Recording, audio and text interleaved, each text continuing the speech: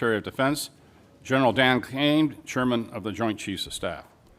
Mr. Secretary, General Kane, congratulations to you both on your new roles and welcome to your first hearing before the subcommittee. We look forward to working with you closely to provide for our common defense. And a very special welcome to Mrs. Bryn McDonnell. Bryn, it's great to have you back here in this room. You sat beside me on this side of the dais, so it might be a new feeling sitting where you are now. So I'm sure it's a bittersweet that you're no longer serving as a dependent member of my staff, but I commend your service to the nation. And Mr. Secretary, you're lucky to have her. I have no doubt that she'll provide you with the same level of faithful advice that she provided for me. The work we do in this committee has never been more important. We are navigating an increasingly complex and uncertain global environment, with adversaries like China and Russia pursuing aggressive actions and challenges in regions like the Indo-Pacific, the Middle East, and beyond. Our military must be prepared to meet those challenges, and that preparation requires substantial investments in both personnel and equipment. But we also must be responsible stewards of the taxpayer dollars. Balancing national security priorities with fiscal responsibility is a delicate but necessary task. Mr. Secretary, I commend you for quickly hitting the ground running and focusing on your key priorities of reviving the warrior ethos, building our military, reestablishing deterrence, and ensuring the defense of our homeland. The American people expect their borders to be secure. The challenges of our southern border, including the ongoing flow of illegal drugs, human trafficking, and other illicit activities, are growing threats to our security and must be addressed. The cartels exploiting our border and increasingly sophisticated and dangerous. The Department of Defense has a critical role in this fight. Mr. Secretary, I applaud your efforts in focusing resources to ensure the border is secured. I look forward to more discussion about what resources are necessary to keep the momentum going without compromising our ability to meet threats abroad. I also want to hear from you both about the readiness of our force. I have heard from senior military leaders and service members alike about the ongoing concerns related to the health of our force, including the need for modernization, the ability to respond quickly to emerging threats. While this committee has consistently provided funding for investments in next-generation systems, from hypersonics to autonomous platforms, we're still seeing troubling delays and cost overruns in a number of programs. We simply cannot deter near-peer competitors like China by falling short in sustaining our defense and industrial base. That is why it's critical that we continue to focus on the pace of modernization, particularly in areas like air superiority and munitions production. The committee has been steadfast in our support of entities within the department that challenges the status quo, such as DIU, the Office of Strategic Capital, and APFIT. These innovation entities are alternative pathways to deliver capability quickly to the warfighter, and I would appreciate the opportunity to work with you to bolster these activities as a way to bring disruption and competition into the department, which, in my experience, can yield better and faster results.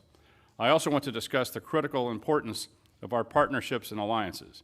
The AUKUS agreement is one of the most significant defense initiatives in recent years, with the potential to reshape the strategic landscape in the Indo-Pacific. As we pursue these initiatives, we must ensure that we are maintaining our own military capability. Our shipbuilding programs remain over budget and behind schedule and under-delivered. This is simply not acceptable, and we need to have credible, executable naval force structure plan to keep pace with threats that we face, particularly from China, while ensuring taxpayer accountability. Finally, we must always remember the men and women who wear the uniform. Far too long, we heard from too many junior enlisted service members who were struggling with basic needs. These men and women, the backbone of our armed forces, they perform the tough and often dangerous work that keeps our country safe. I was proud to help secure a 10% raise for our junior enlisted service members on top of the 4.5% raise that all service members received last year. It's critical that we continue to provide support for all those who fight in defense of our great nation. We ask a lot of our military, and the strategic landscape is more complex than ever. I look forward to a frank discussion on how we are matching resources to priorities and honoring our commitments to both readiness and to our people. I now recognize the distinguished ranking member, Ms. McCollum, for her opening remarks. Thank you, Mr. Chairman, and I'd like to thank all of you for appearing here today. And I'd like to thank all the men and women who serve in our military, both wearing the uniform and as civilians. As I say often, national security is holistic and not just defense spending. Do Americans have the health care that they need? Are we providing good nutrition to our kids so that they can eventually grow up strong and serve in our armed forces? Cuts to Medicaid and SNAP and the reconciliation bill put the whole of our society at risk, and I believe that this weakens our national security. Also, billionaires can have their tax breaks. It's also irresponsible for us to assume that you can fund the defense programs through an unstable reconciliation process. That's why it's never happened before in our nation's history. What else has never happened before was the Department's of Defense operating under a full-year continuing resolution. The CR was endorsed by President Trump, OMB Director Voigt, and you, Mr. Secretary. After enactment of the CR, the Department had 45 days to submit a spend plan to Congress. In many cases, it ignored congressional intent. OMB has an obligation to get money to the services so that contracts can be executed in a timely fashion. But every defense company, from the smallest startup to the largest prime, has told me it is going too slow. Time and taxpayers' dollars are being wasted. Our national security is being put at risk because of the lag time. CRs are simply wasteful. But the point of this hearing is the President's fiscal 2026 budget request, and we don't have it. It was due in February. Today is June 10th. 4 months from now is the end of the fiscal year, and all we have is a very rough draft. The DoD has failed to submit a complete request. So today we are forced to mark up at a rushed and, for me, an incomplete Defense Appropriations Act. I don't blame Chairman Cole or Chairman Calvert. The fault is squarely on the administration. But just like the CR, this has national security ramifications. We do not have the critical information, the granular details on the DoD programs that we need to make in order to be effective and efficient with our decisions. The President proposes, Congress disposes, and that's how our government works. How can I work with this administration in good faith when we don't have a full blueprint of the President's priorities? For example, Golden Dome at this point is merely a concept. It's not a plan. None of us have been briefed yet on how you intend to spend $175 billion or deliver this program in 3 short years. We do not know if priorities like Golden Dome, if they do not survive the reconciliation process, what will the Department do? You can't come back to this committee and ask us to fill those gaps. Defense spending should never have been included in reconciliation. Mr. Secretary, it's still incumbent upon you to provide us with the real budget request. That's the only way to finish a full-year bill that will address DoD's complex issues, like delays to the Virginia and Columbia-class submarine programs, the skyrocketing cost of the Sentinel program, ensuring our F-35 fighters are operational, and taking care of the quality of life issues for our service members and their families that they deserve. We also must understand the administration's approach to geopolitical concerns, like Russia's illegal invasion of Ukraine, or plans to address the military capabilities of the People's Republic of China, or adequately support our future military posture in the Arctic as the polar ice cap continues to melt. We don't know the answers because the administration has not submitted. To hear from Secretary Hegseth under oath, and we're likely to hear about a range of topics, including Signalgate and the deployment of Marines and the National Guard to California to handle protests over the administration's immigration enforcement operations. The hearing is just getting underway, but let's quickly turn to our senior Pentagon correspondent, Courtney Kuby, who's live on Capitol Hill. Courtney, there are a lot of questions about this defense budget in the first place, right? Yeah, that's right. I mean, there is no defense budget for these members of Congress to ask about. And this is just the first of 4 hearings that Secretary of Defense Pete Hegseth is due to testify at over the next week or so. There's 3 this week and 1 next week. So without a budget to ask questions about, we expect that some of these questions are going to turn to some of these big issues, things like the deployment of National Guard soldiers and troops to the streets of LA to help quell protests against the current administration's immigration policies. Of course, Gabe, adding to that, 700 active duty Marines who were moved from 29 Palms closer to LA to be ready to be on the streets. As the secretary was walking in the hearing room just moments ago, I yelled a question asking him whether those Marines are on the streets yet, when they will be there. He ignored that question, but that is one of the answers we're hoping to get today during this hearing. Now, Gabe, this secretary has not taken many questions from the media, and there have been so many issues that have permeated the Pentagon over the last several months, including, of course, Signalgate. That's an issue that may come up today as well. Golden Dome, the president's plan for a large-scale missile defense and drone defense shield over the United States. We don't have any specifics about that either. These are the kinds of things that we're hoping that maybe we get a little bit of information about here today, Gabe. And Courtney, I want you to stand by. We're awaiting Secretary Hegseth to make his opening statements. But right now, I want to turn to our senior White House correspondent, Garrett Haake. And Garrett, Courtney mentioned some of this, but this all comes amid the backdrop of that deployment of not just the National Guard, but now Marines to Los Angeles. And the Trump administration is really leaning into that fight, isn't it?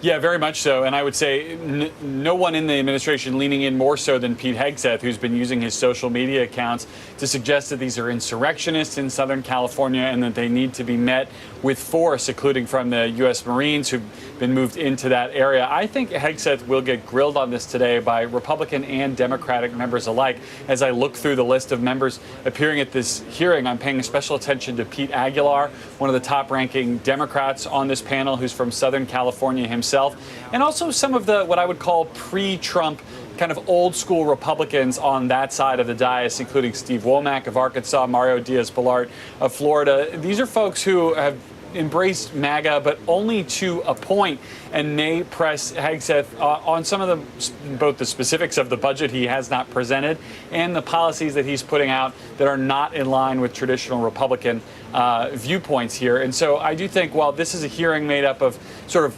workhorses, not show horses, if you will, if I'm putting on my former Capitol Hill correspondent hat here for a second, I do think Hegseth had better done his homework before coming into this room today, given the variety of the topics and the depth to which he may be pressed to answer for them today. Yeah, certainly. And the fact that he really hasn't answered questions under oath really since that confirmation hearing several months ago. Courtney, I want to go back to you because it was several days ago now that Secretary Hegseth first raised the specter of potentially deploying active military Marines to Los Angeles. We got word from his social media account over the weekend that the Trump administration was considering that. Walk us through what we saw yesterday with regards to that deployment and where it stands right now. How soon can we expect those Marines on the ground, and what do you expect to transpire over the next couple days? Yeah, so this all started with about 300 National Guard troops who arrived on the streets in LA overnight Sunday into Monday, and Gabe, that really accelerated yesterday. By the end of the day, about 1,700 National Guard on the ground, on the streets of LA. The 700 Marines, as of now, as far as we know, are not actually on the streets doing any kind of patrolling. But what's really critical here is that all of these troops, the National Guard, these additional potential 2,000, so we're talking about upwards of 4,100 total National Guard troops, and these 700 Marines are all going to fall under the same rules and guidelines. They will all be federalized under Title 10, those National Guard troops, meaning they are not authorized to conduct any kind of law enforcement activities while they are on this mission. The three things they can do are their right of self-defense, they can protect federal buildings and infrastructure, and they can protect federal personnel, but that's really where it ends. That's one of the reasons there's so much concern about this deployment,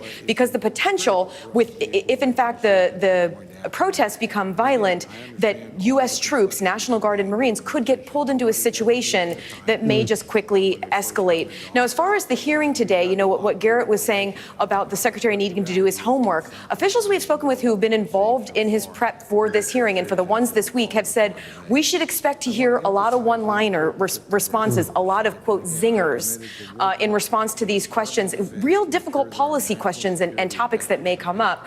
The secretary is expected to stay with the talking points that we hear from him day in and day out in the public events that he does, talking about things like recruiting, how recruiting has been up under Donald Trump. The reality, of course, Gabe, is recruiting was already on its way up even before President Trump was elected. We'll also hear things like DEI or diversity issues are dead at the Pentagon. He may even talk a little bit about the transgender issue. But as far as actual policy here, the officials we spoke with said we should not expect to hear a whole lot of information. It will really be up to these members asking the questions to continue to press the secretary to get any real fidelity, Gabe. And Courtney, you mentioned zingers that we could hear potentially from Secretary Hegseth. Of course, these hearings can often be directed towards an audience of one, the President of the United States. This also comes amid a very big week for the military in general. Trump administration in Washington preparing for that big parade on Saturday. Walk me through that. And also, there's an event later on today where the president will be heading to Fort Bragg. Tell me more about that. Yeah, the president heading to Fort Bragg. And what's curious is, depending on what happens here, there may be opportunities for the media who are covering the president, who will have Secretary of Defense Hegseth with him at Fort Bragg, to ask more follow-on questions. That's really one of the things that I'll be watching for. But yes, this is a big week for the U.S. military. It's the 250th birthday for the United States Army. The big event that we have been talking about for months now is the Army Birthday Parade. It's going to be on Saturday here in D.C. We've been hearing more and more details about it, Gabe. We expect to have dozens of U.S. military, U.S. Army tanks, large vehicles driving through the streets of D.C. The Golden Knights are going to parachute in and present a flag to President Trump. There will be aircraft flying overhead. It's going to be a real show, a real spectacle right on the streets of D.C. But one of the big issues we've been hearing about is the cost, Gabe. Amidst all of this talk under the Trump administration about cutting costs, eliminating waste, fraud, and abuse, the price tag is now estimated to be somewhere between $40 and $45 million for this parade. We've also been hearing from officials that the estimate for the possible damage to the streets and infrastructure here in D.C. could be as much as $16 million. Now, the Army Corps of Engineers is already taking steps to try to mitigate that damage, putting down steel plates on the streets, trying to change out the tank treads that will be driving through the streets of D.C., making them rubber and brand new. The hope is that when they're turning on D.C. streets, that maybe they won't tear up the asphalt as much with new rubber treads. But even with those mitigation efforts, it's still possible there will be damage. The total cost of that parade is, frankly, another thing we may hear throughout the Secretary's testimony. One of the reasons that this is really catching so much attention this week here on Capitol Hill and throughout D.C. is this is the first time Secretary Hegseth has testified publicly since his confirmation hearing earlier this year. Frankly, we just don't hear much from him. We don't have an opportunity to ask him questions. So this is as much a real opportunity to hear from him and for the public to hear from him that we haven't really had as Secretary of Defense, Gabe. And Courtney, as we await this hearing, at least the Secretary's testimony to get underway, we're monitoring right now. We'll bring you those remarks live as we get them. But now I want to turn back to Garrett. And Garrett, I want to pick up on something that Courtney said. She described the president invoking that Title X authority to be able to send in the National Guard, to federalize the National Guard. Something he notably has not done is invoke the Insurrection Act. Walk me through the latest reporting we have on that. Is the administration considering that, or is that something that we could expect to see in the coming days and weeks? It's hard to say for sure, Gabe. The White House says this is not something that the president is actively considering in this moment, but his continued use of that word suggests that it's at least in the back of his mind as a possibility. I think what we're seeing here is a teasing out in real time of exactly how much authority the president has in these situations and how he's going to choose to exercise it. The White House believes he has sufficient legal authority to take the steps that he's taken already in terms of calling out the National Guard and calling up these Marines with other statutes, that they don't have to take the step of invoking the Insurrection Act yet. But if they're being challenged in court already by the California's Attorney General, they expect to face more legal challenges in the future.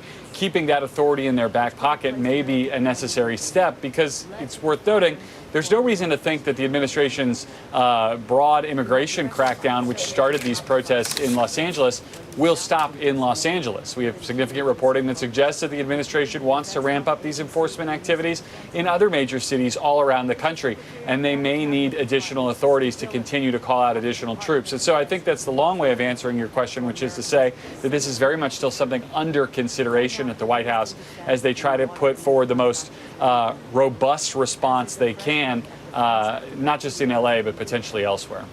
And Courtney, I want to head back to you. Now, let's look at this more broadly, look at the bigger picture here and kind of zoom out. Over the last several months, we have now seen several top Trump administration officials, of course, most recently Elon Musk having a falling out with the president, but also the National Security Advisor, for example, Mike Waltz, in the aftermath of Signalgate, departing the administration. We have not seen that fallout exactly when it comes to Secretary Pete Hegseth, and so I'm curious, from your reporting at the Pentagon, tell our viewers, what is Pete Hegseth standing right now within the administration? Gabe, that is such a great question, and it's something that we have been trying to figure out. The reality is, I think that only President Trump really knows where he stands with President Trump at this point. But we do have some anecdotal information sort of surrounding it. One is a story that we put out just yesterday, our colleagues Gordon Lubbold and Catherine Doyle and I, about the secretary trying to staff up his office. You'll recall that in April, he very publicly fired 3 of his top aides and removed his chief of staff from his job, from the office. The 3 aides were fired. Secretary Hegseth went on television and said that they were fired for being leakers. Well, now our understanding is that they have been exonerated in at least one of the investigations, and they're on their way towards exoneration in the other one.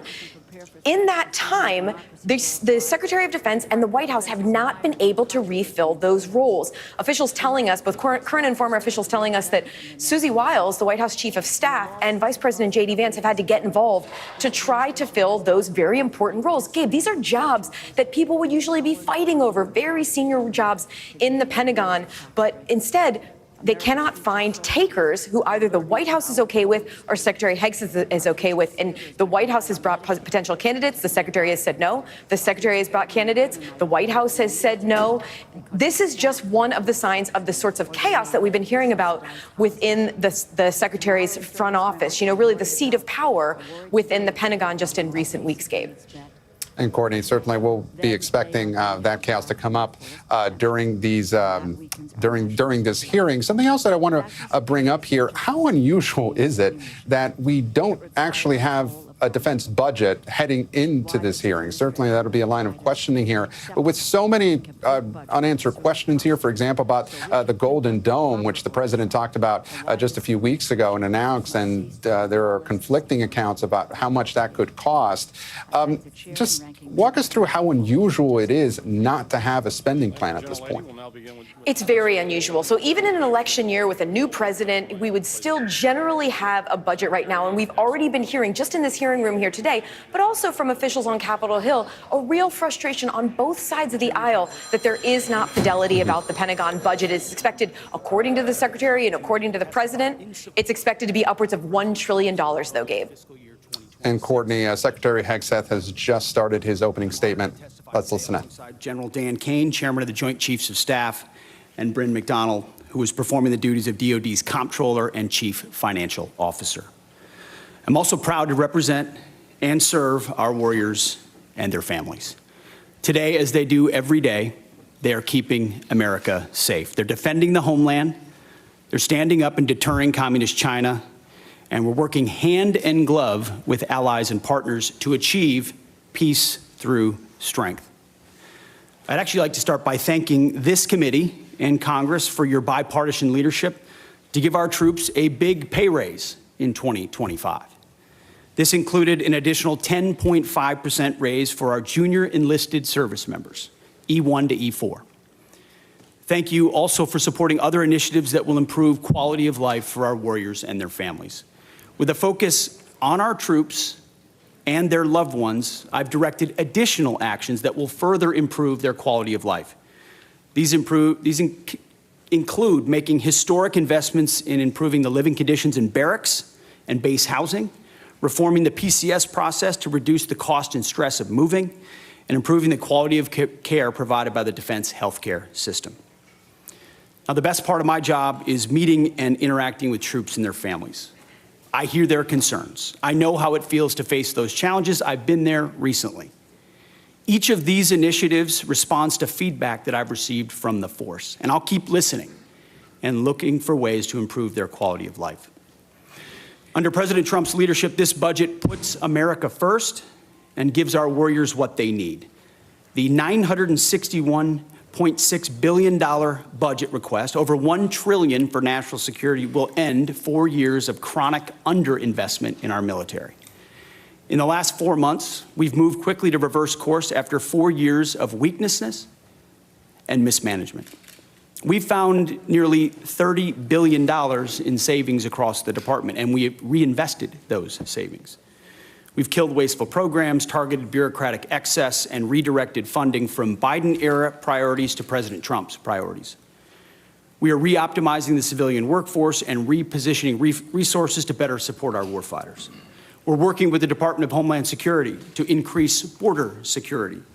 We've reduced China's malign influence in our hemisphere. We've defended freedom of navigation in the Red Sea. However, we still have a lot of work ahead of us to achieve peace through strength.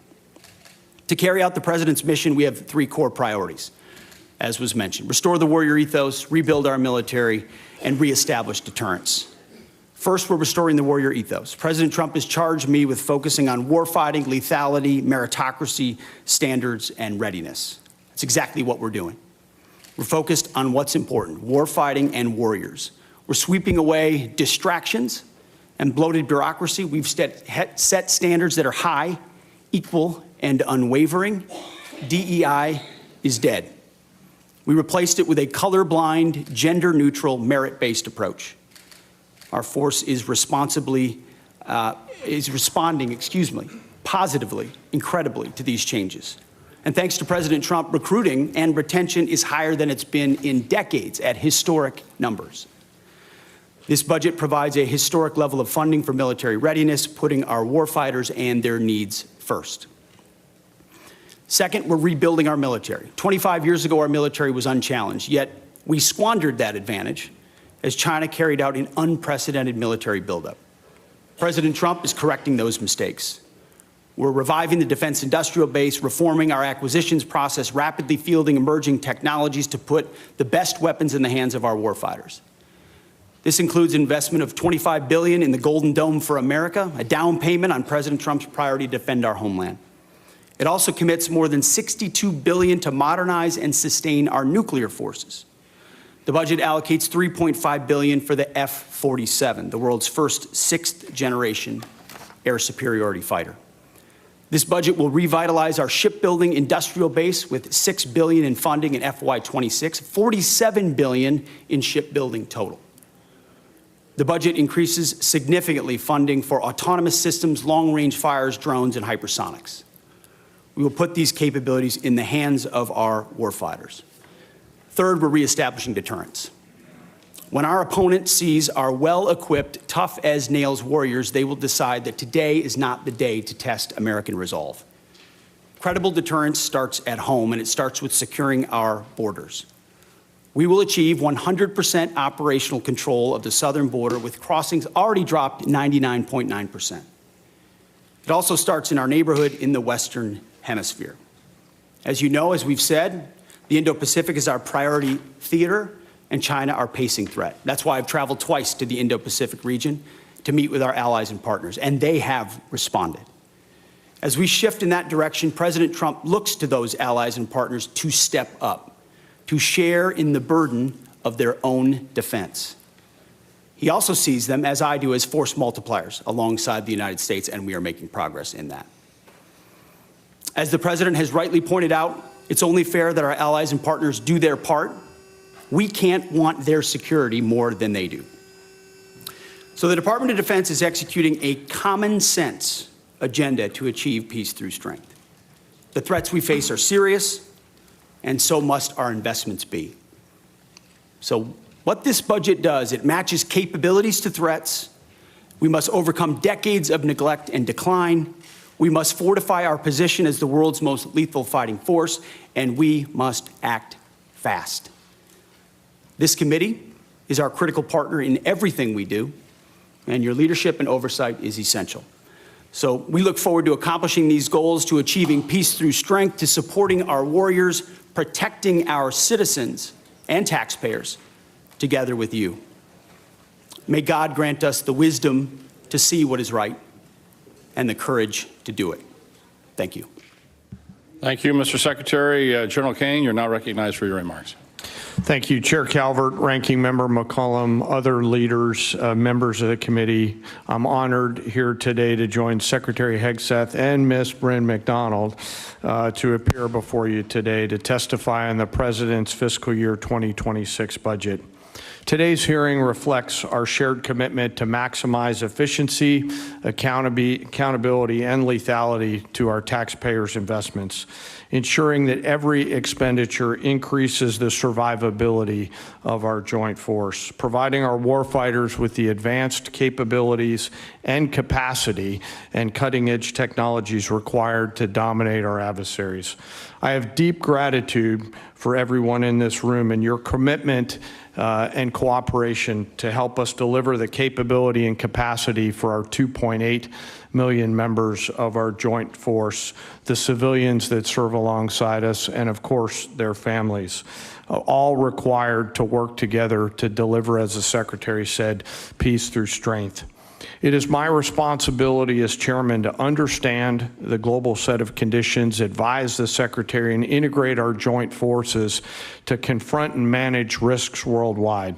This demands a comprehensive understanding of all domains: space, cyber, air, sea, undersea, all military services, each region, and at times our allies, partners, of course, as we consider carefully what they bring to the table, and to inform the decisions that you'll make to give us the finite taxpayer dollars required to ensure the greatest strategic impact with that investment.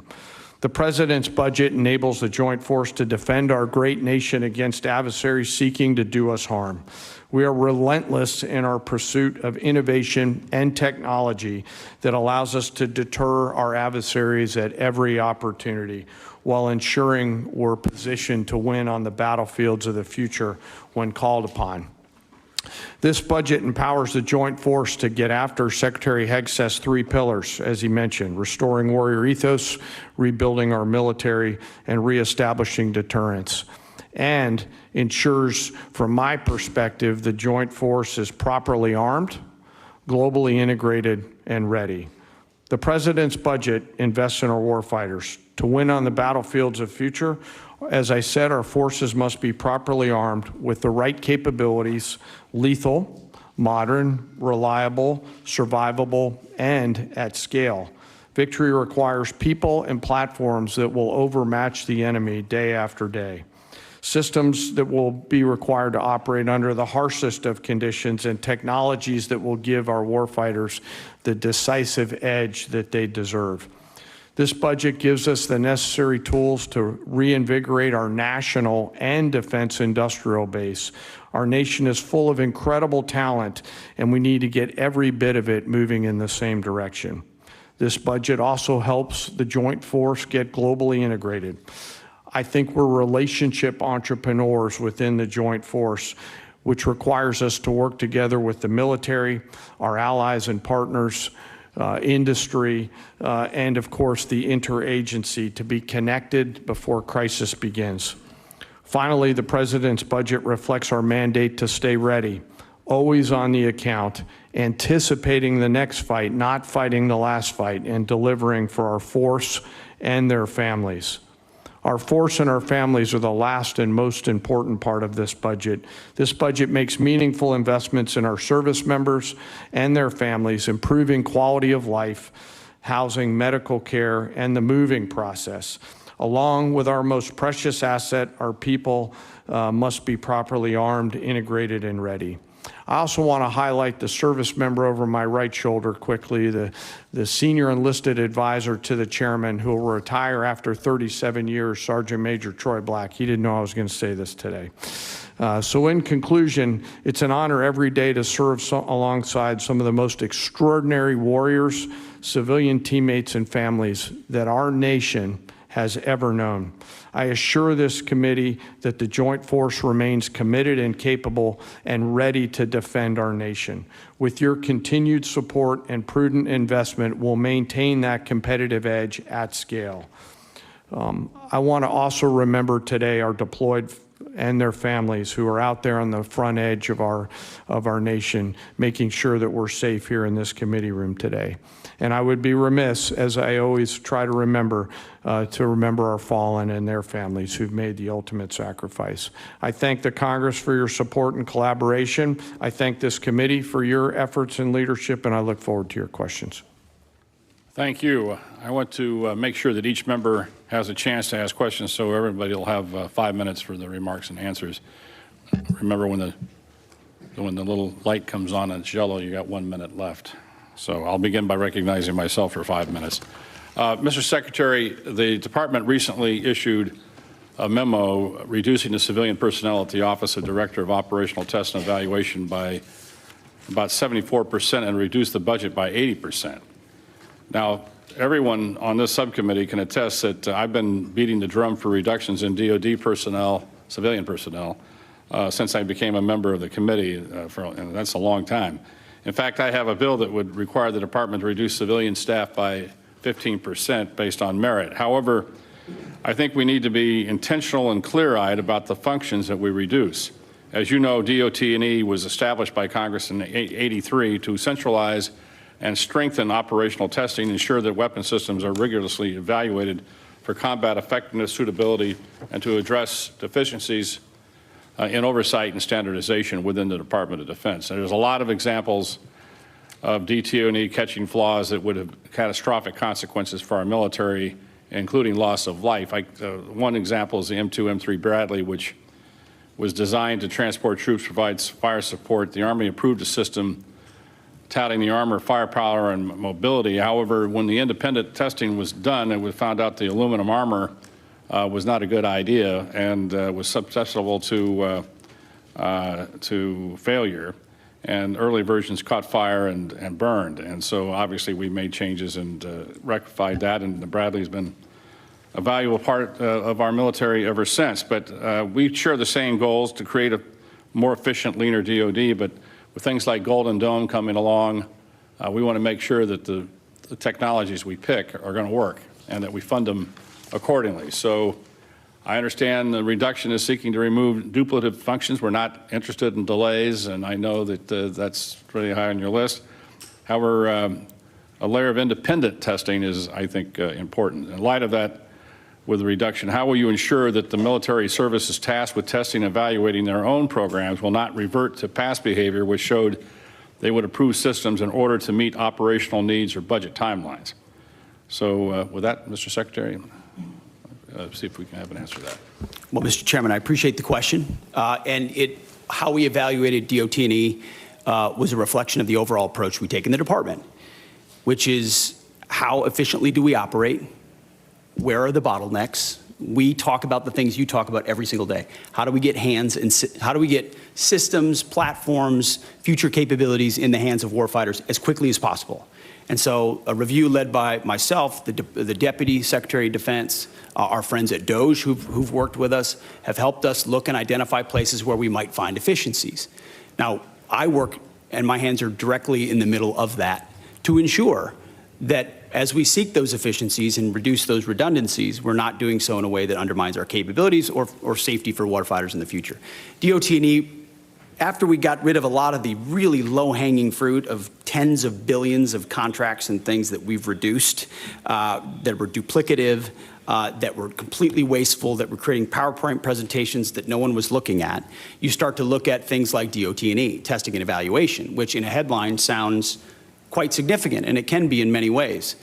But when you ask the services, you ask the joint staff, you talk to the comptroller and CAPE, and you go across the other undersecretaries, there's a universal recognition that DOT&E's mission has bloated and expanded well beyond the scope of what it was supposed to be. And as a result, was expanding by months and sometimes even more than that, the amount of time it was taking for systems to actually make it in the hands of warfighters. So you still have services in other places doing that testing and evaluation. This remains in place at a right size. So we see it as a right sizing of DOT&E.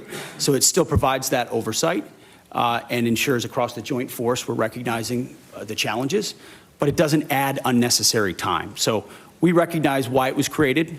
We want it to do its job, but not more than its job. And that's what we believe it's doing by reforming it. Well, thank you for that answer.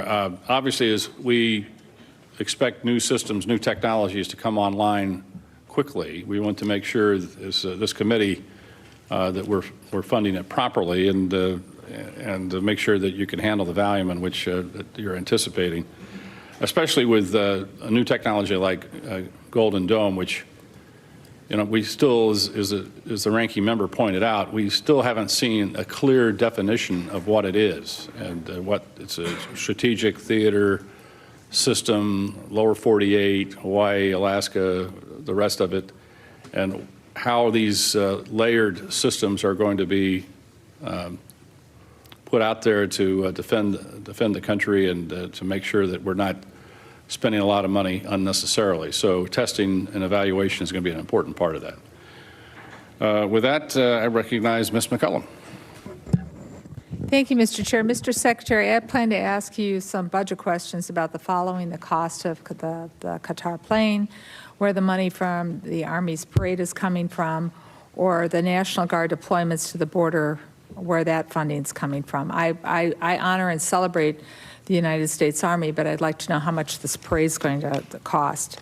I have sent the department letters on several occasions on this, and I'm still waiting for a response. But then something else happened this weekend, and it needs to be addressed, and that is the President's premature and escalatory decision to deploy not only the National Guard troops to Los Angeles, but active duty Marines as well. Mr. Secretary, we're both from Minnesota. I was in the Twin Cities during the riots that followed the murder of George Floyd. Tens of thousands of protesters took to the streets for days. Governor Walz made the decision to call up the Minnesota National Guard. At no point did we need the citizens of Minnesota request that the Marines be deployed. Our state and local law enforcement, along with our National Guard, who have worked on crowd control, they were more than enough. They were more than capable of handling this situation. History has proven that law enforcement and the National Guard are more than capable of handling situations more volatile than what happened this weekend.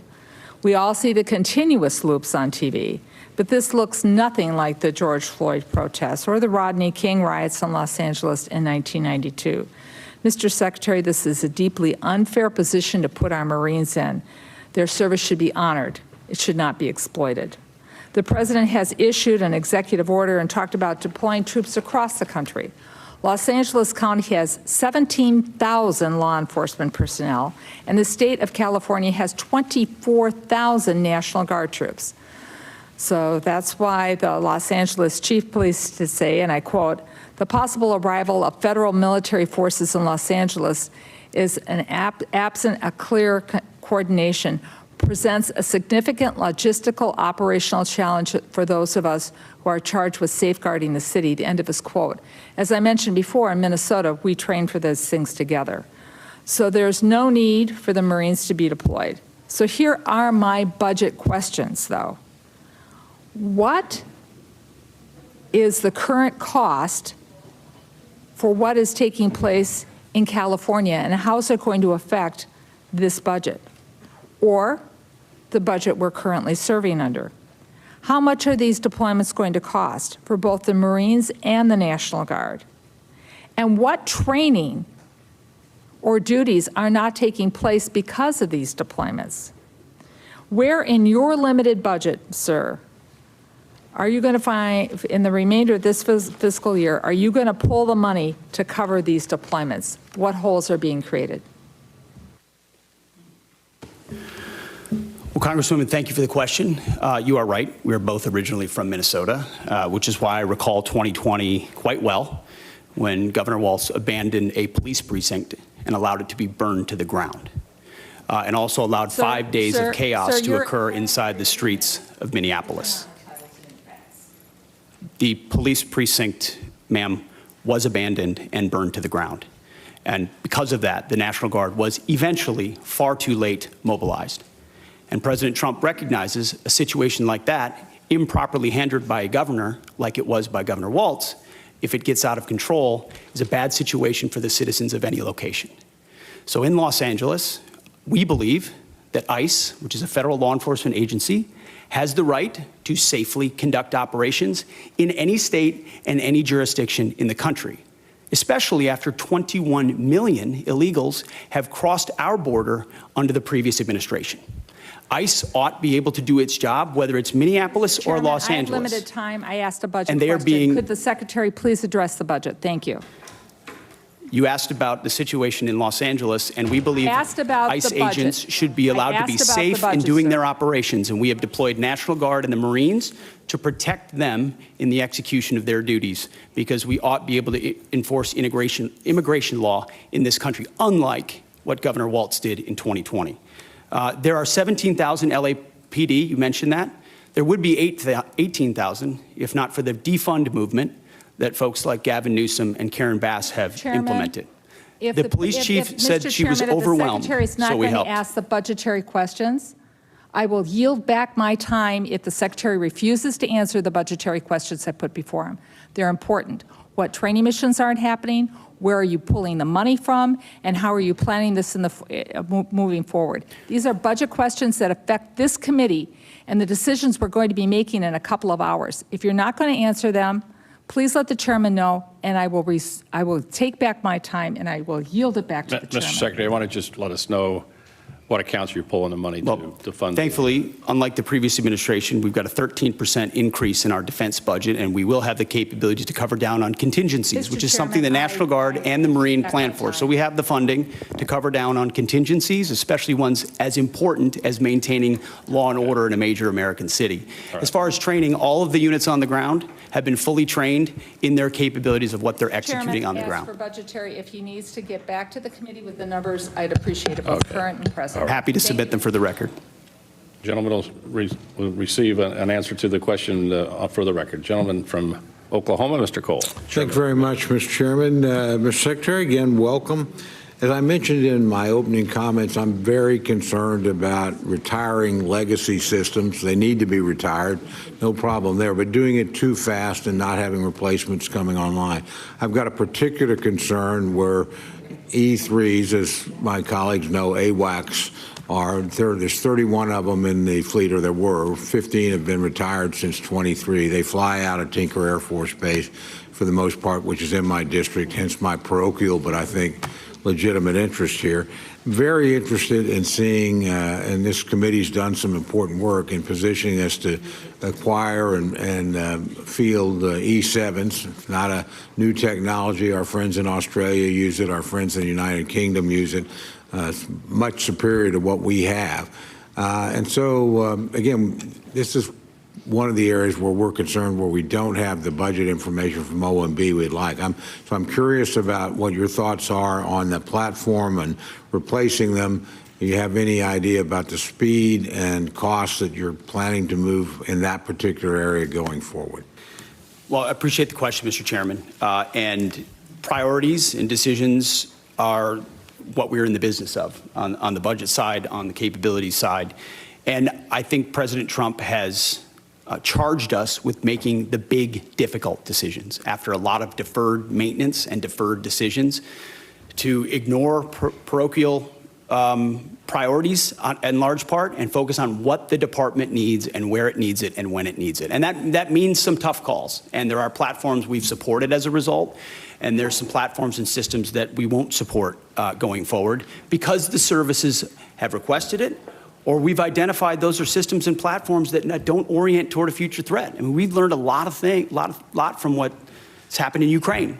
We've learned a lot from what China is attempting to do and the systems they're building.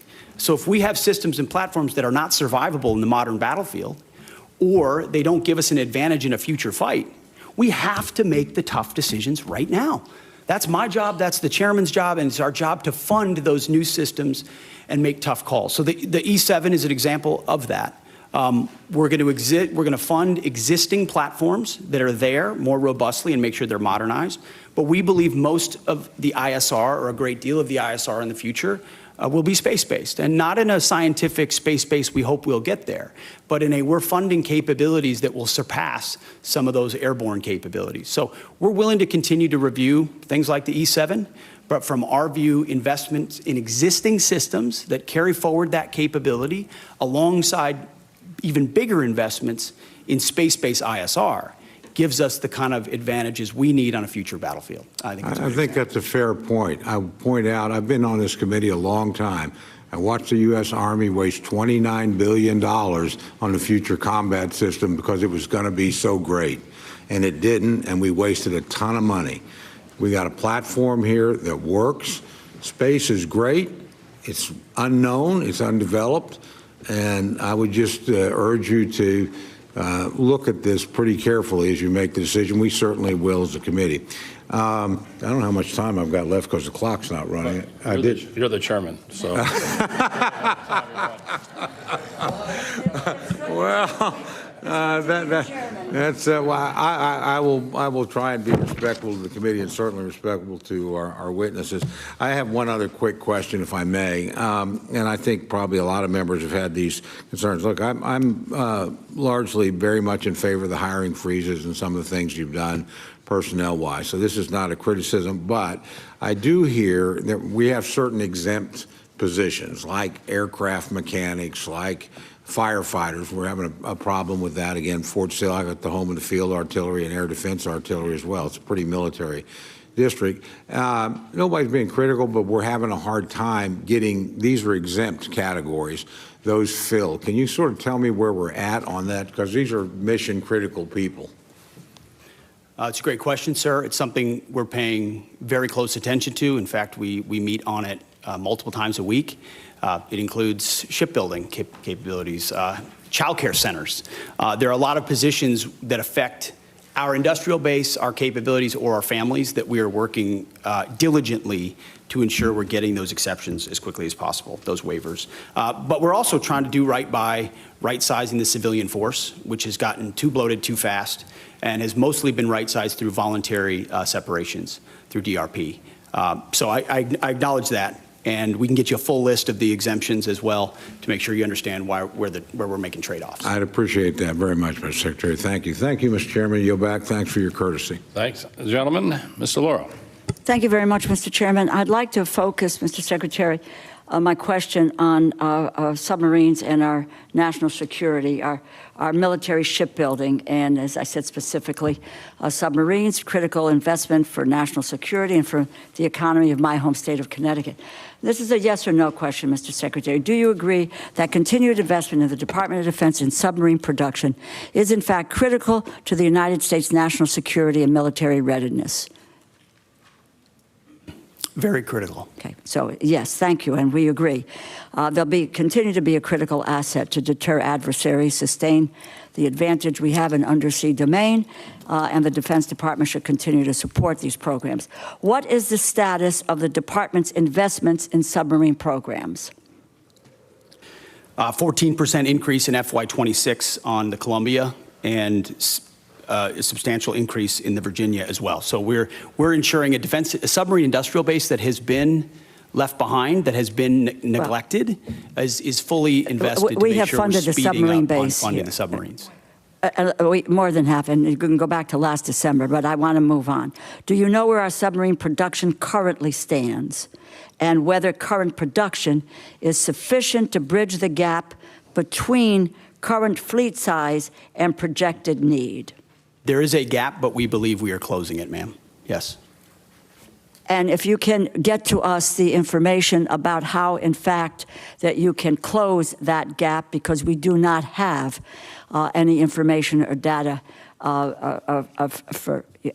that can substantiate what you're saying. Your department's initial budget proposal includes incremental funding for the Columbia-class submarine. Is that going to raise alarm bells across the defense industrial base by signaling a lack of commitment to the program? No, we could not, ma'am. We could not be more committed to Columbia. The centrality in the triad ensuring it delivers on time.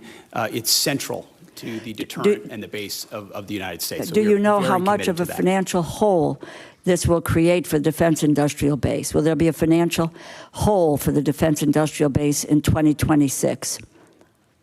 Certainly not based on our projections. There is not a hole. We're investing in Columbia robustly. Okay, without numbers, it's my understanding the department is planning to move $3.1 billion for the Columbia class from 2026 and spread it over 2027 and 2028. This creates a serious problem for industry in the short term and hampers shipbuilders' ability to reach an adequate production rate. Have you been in contact with Electric Boat or with Huntington Ingalls about your plans?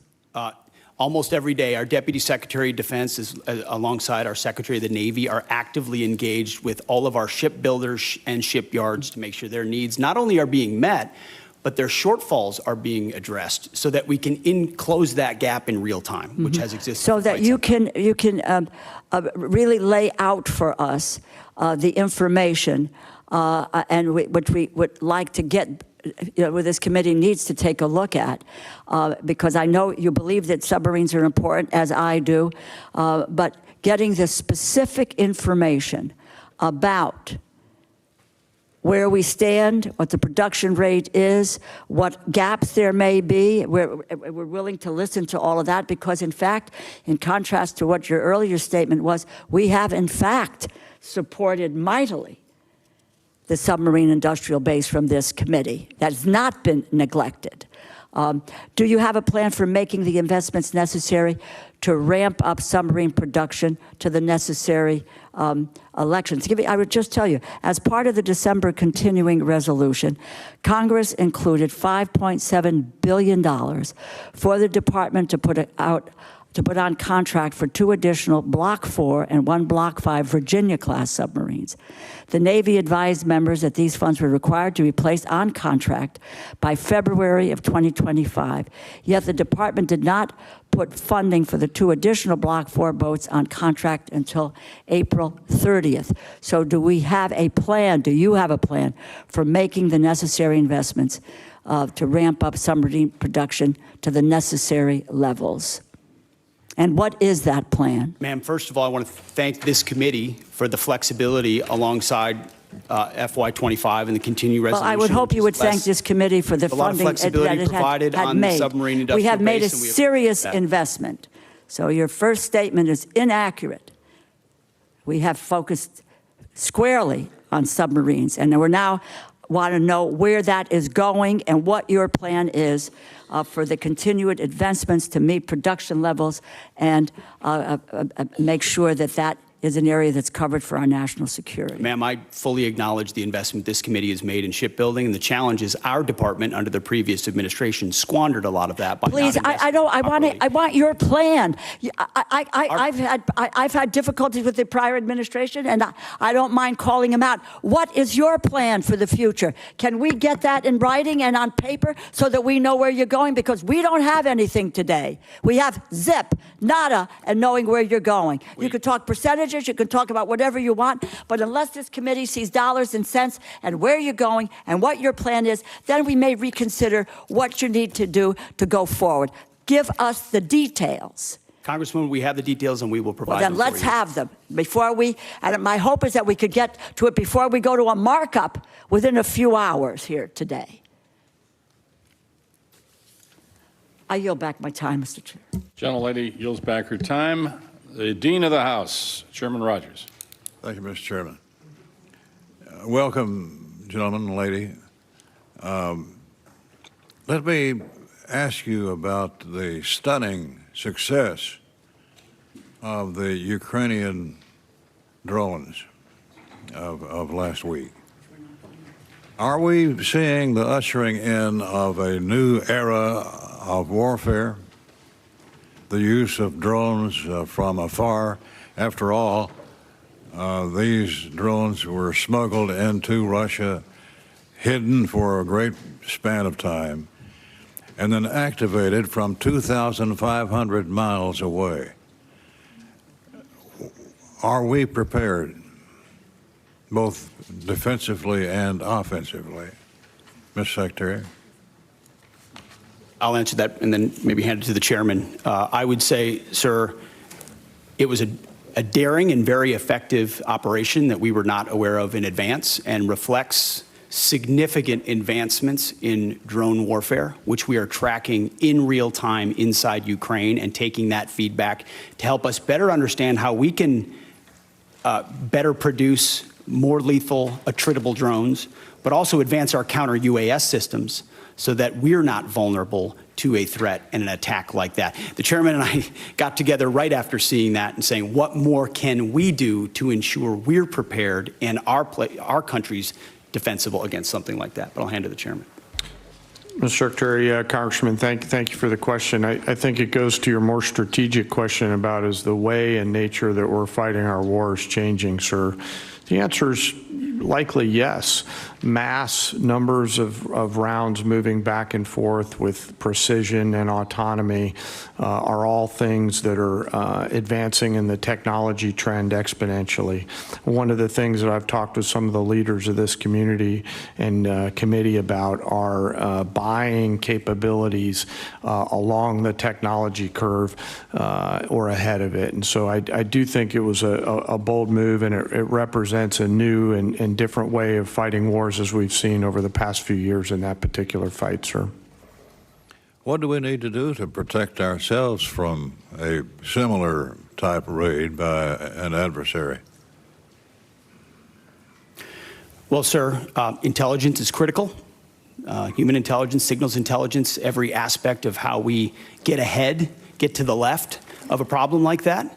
And certainly our department in conjunction interagency are focused on that.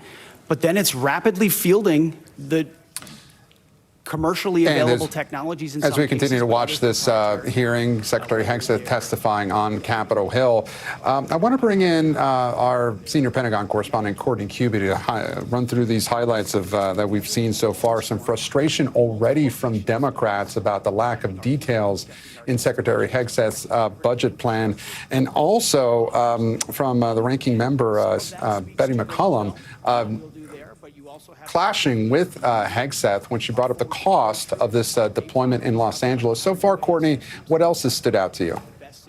Yeah, I mean, this is a budget hearing, right? But the big elephant in the room, Gabe, is the fact that there is no DOD budget to actually discuss here. So the ranking member, Congresswoman McCollum, as you mentioned, she asked about the cost of this deployment. These at least 4,000, upwards of 4,100 National Guard troops who have now been federalized to help quell the protests in L.A., as well as the 700 Marines who have been mobilized to help with that effort as well. She simply asked, what is the cost of it? And the secretary went back to criticizing the previous administration and even criticizing Governor Walz of Minnesota from 2020, arguing that he didn't do enough to stop protests in the summer of 2020 in Minnesota. She really laid into him after that, telling him that if he's going to refuse to answer questions, if he's going to refuse to provide any kind of a cost estimate for this, which the reality is, Gabe, we know that the Pentagon has some kind of a cost estimate for this, that if he's going to refuse to provide that, she was going to yield her time back and not give him an opportunity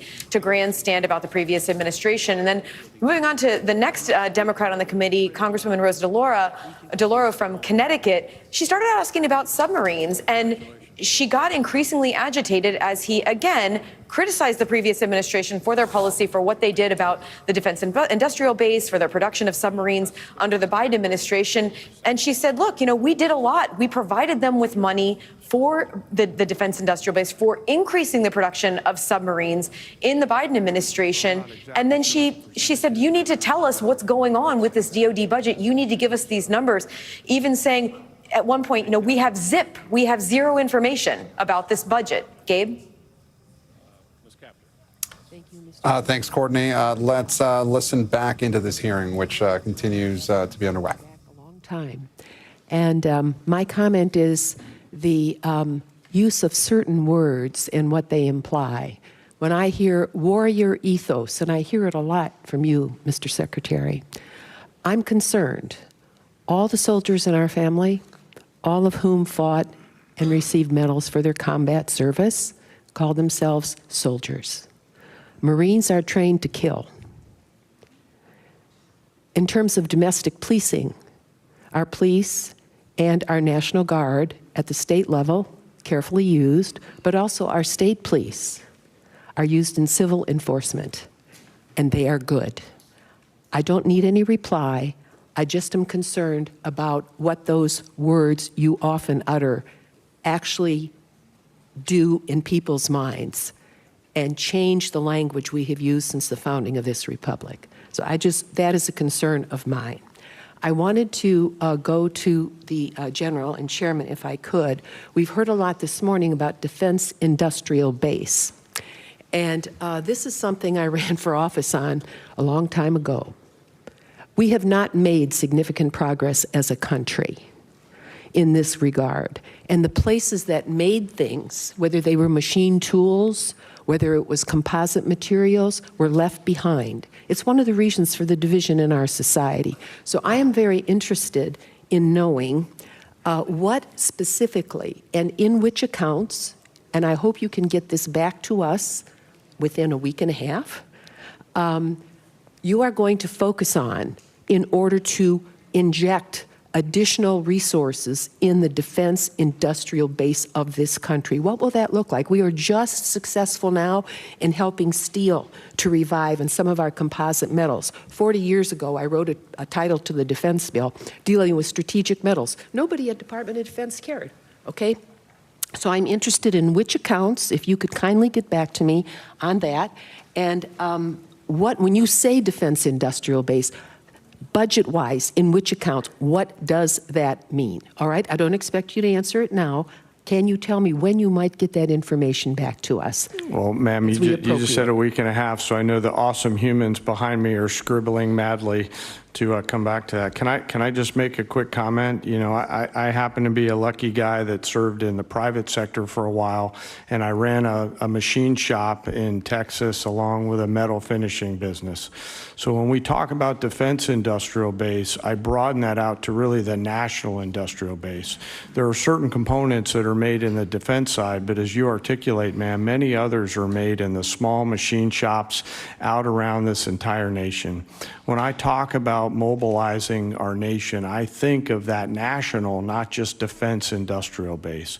What do we have to do to create greater capacity all the way down the chain to include jobs at the local level for those people that build quality parts and deliver on time with shorter lead time and lower cost? And so I have great empathy for what you're talking about, and we'll get back to you just as soon as we can. Yes, and General and Secretary, going back to the drone attack in Ukraine, a country that was invaded by the Russian dictatorship,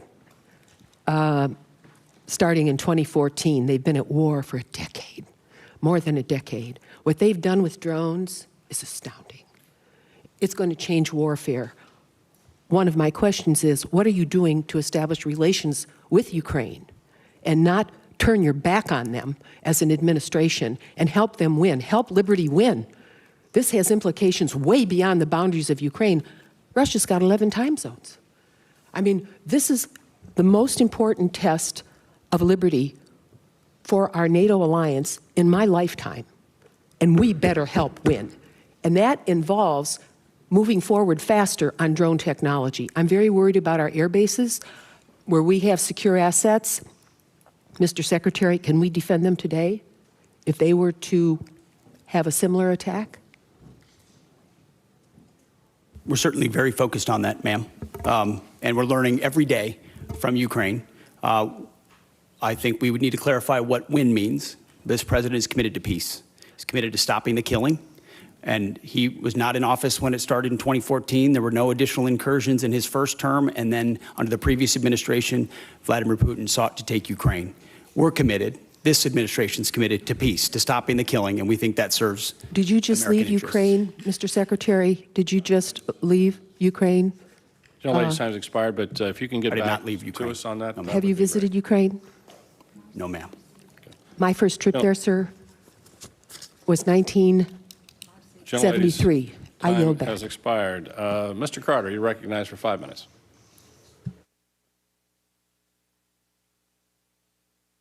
For your service to our country. We're very proud of you. I'm fully supportive of the Army's outgoing modernization efforts and the recent Army Transformation Initiative that combined the Army's Future Command with TRADOC to become the Transformational and Training Command. How are you both going to create a partnership between the Assistant Secretary of the Army for Acquisition, Logistics, and Technology and this new command to ensure the acquisition authorities are modernized and synchronized to achieve the maximum lethality and deterrence? I'll take that. Maybe I'll hand it to you, Mr. Chairman, as well. We are very encouraged and supportive of the Army's transformation initiative. General George has been critical to that, as has the Secretary of the Army, Dan Driscoll. And together, it's been a heck of a partnership and a willingness to get at the core issues facing today's Army and ensuring it is reformed and modernized to meet the threats of the future. One of those aspects is merging those commands. And I can tell you, whether it's the warrior ethos or lethality, that is central to why we make decisions, ensuring that we're not making decisions on behalf of bureaucrats or process, but to ensure we're getting the most lethal aspects of what we do front and forward as quickly as possible. And that involves things like Futures Command and TRADOC. And when you merge those things, you have to make sure you're getting rid of things that are redundant and pushing forward things that matter the most. But I'll defer to the chairman. Well, I've shared that commitment completely, and I share this transformation. What do you see as the fundamental capabilities of this command must develop to ensure that we have the lethality and deterrence necessary to succeed in Indo-PACOM? That's where the future is. Sure, I'll first echo the Secretary's respect and appreciation for Secretary Driscoll and General George. They are a team, and that's always great to see from a warfighter's perspective when you have such a nested combat pair, if you will, that are driving at the same set of objectives. I think there's clarity, Congressman, in the minds of both the Secretary and the Chief on the need for things like long-range fires in the Pacific. And in order to pay for those, they're making those difficult decisions down the Army Transformation Initiative in order to pay for them. Well, when we started talking about the Futures Command, one of the things that I was hoping we would do is we would not get a project stacked up on somebody's desk and stacked that high, and when he got down to checking on that, oh, that goes to you, and it goes on top of another, on the bottom of another stack that high. And so we get delayed and delayed and delayed and delayed in certain areas of bureaucracy. I think that is dangerous for our country as we look forward in Indo-PACOM. Yes, and that's sir. why I asked the question. Another issue that's very important, the department has historically relied on outdated production techniques of energetic manufacturing, which may have remained unchanged since the Second World War.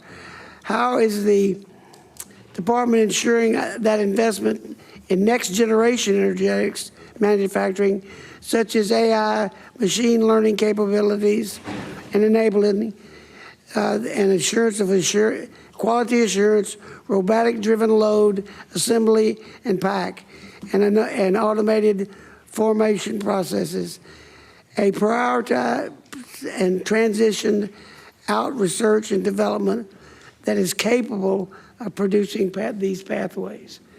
In other words, a modern way to load and turn out ammunition in the simplest terms. We're robustly funding things like DIU, like SCO, like the Office of Strategic Capital, to ensure that commercially available options, other companies are able to compete that traditionally are not involved in procurement at the Defense Department, so that the valley of death is eliminated, and you're able to bring in actual competition and dynamic solutions. Otherwise, ammunition's a great example. It's very antiquated in many cases. We're still making rounds the way we made them after World War II. You have to project out what you want to make, send that signal to industry, and then allow innovators to enter that space so they can bring new technology and rapidly field those new technologies.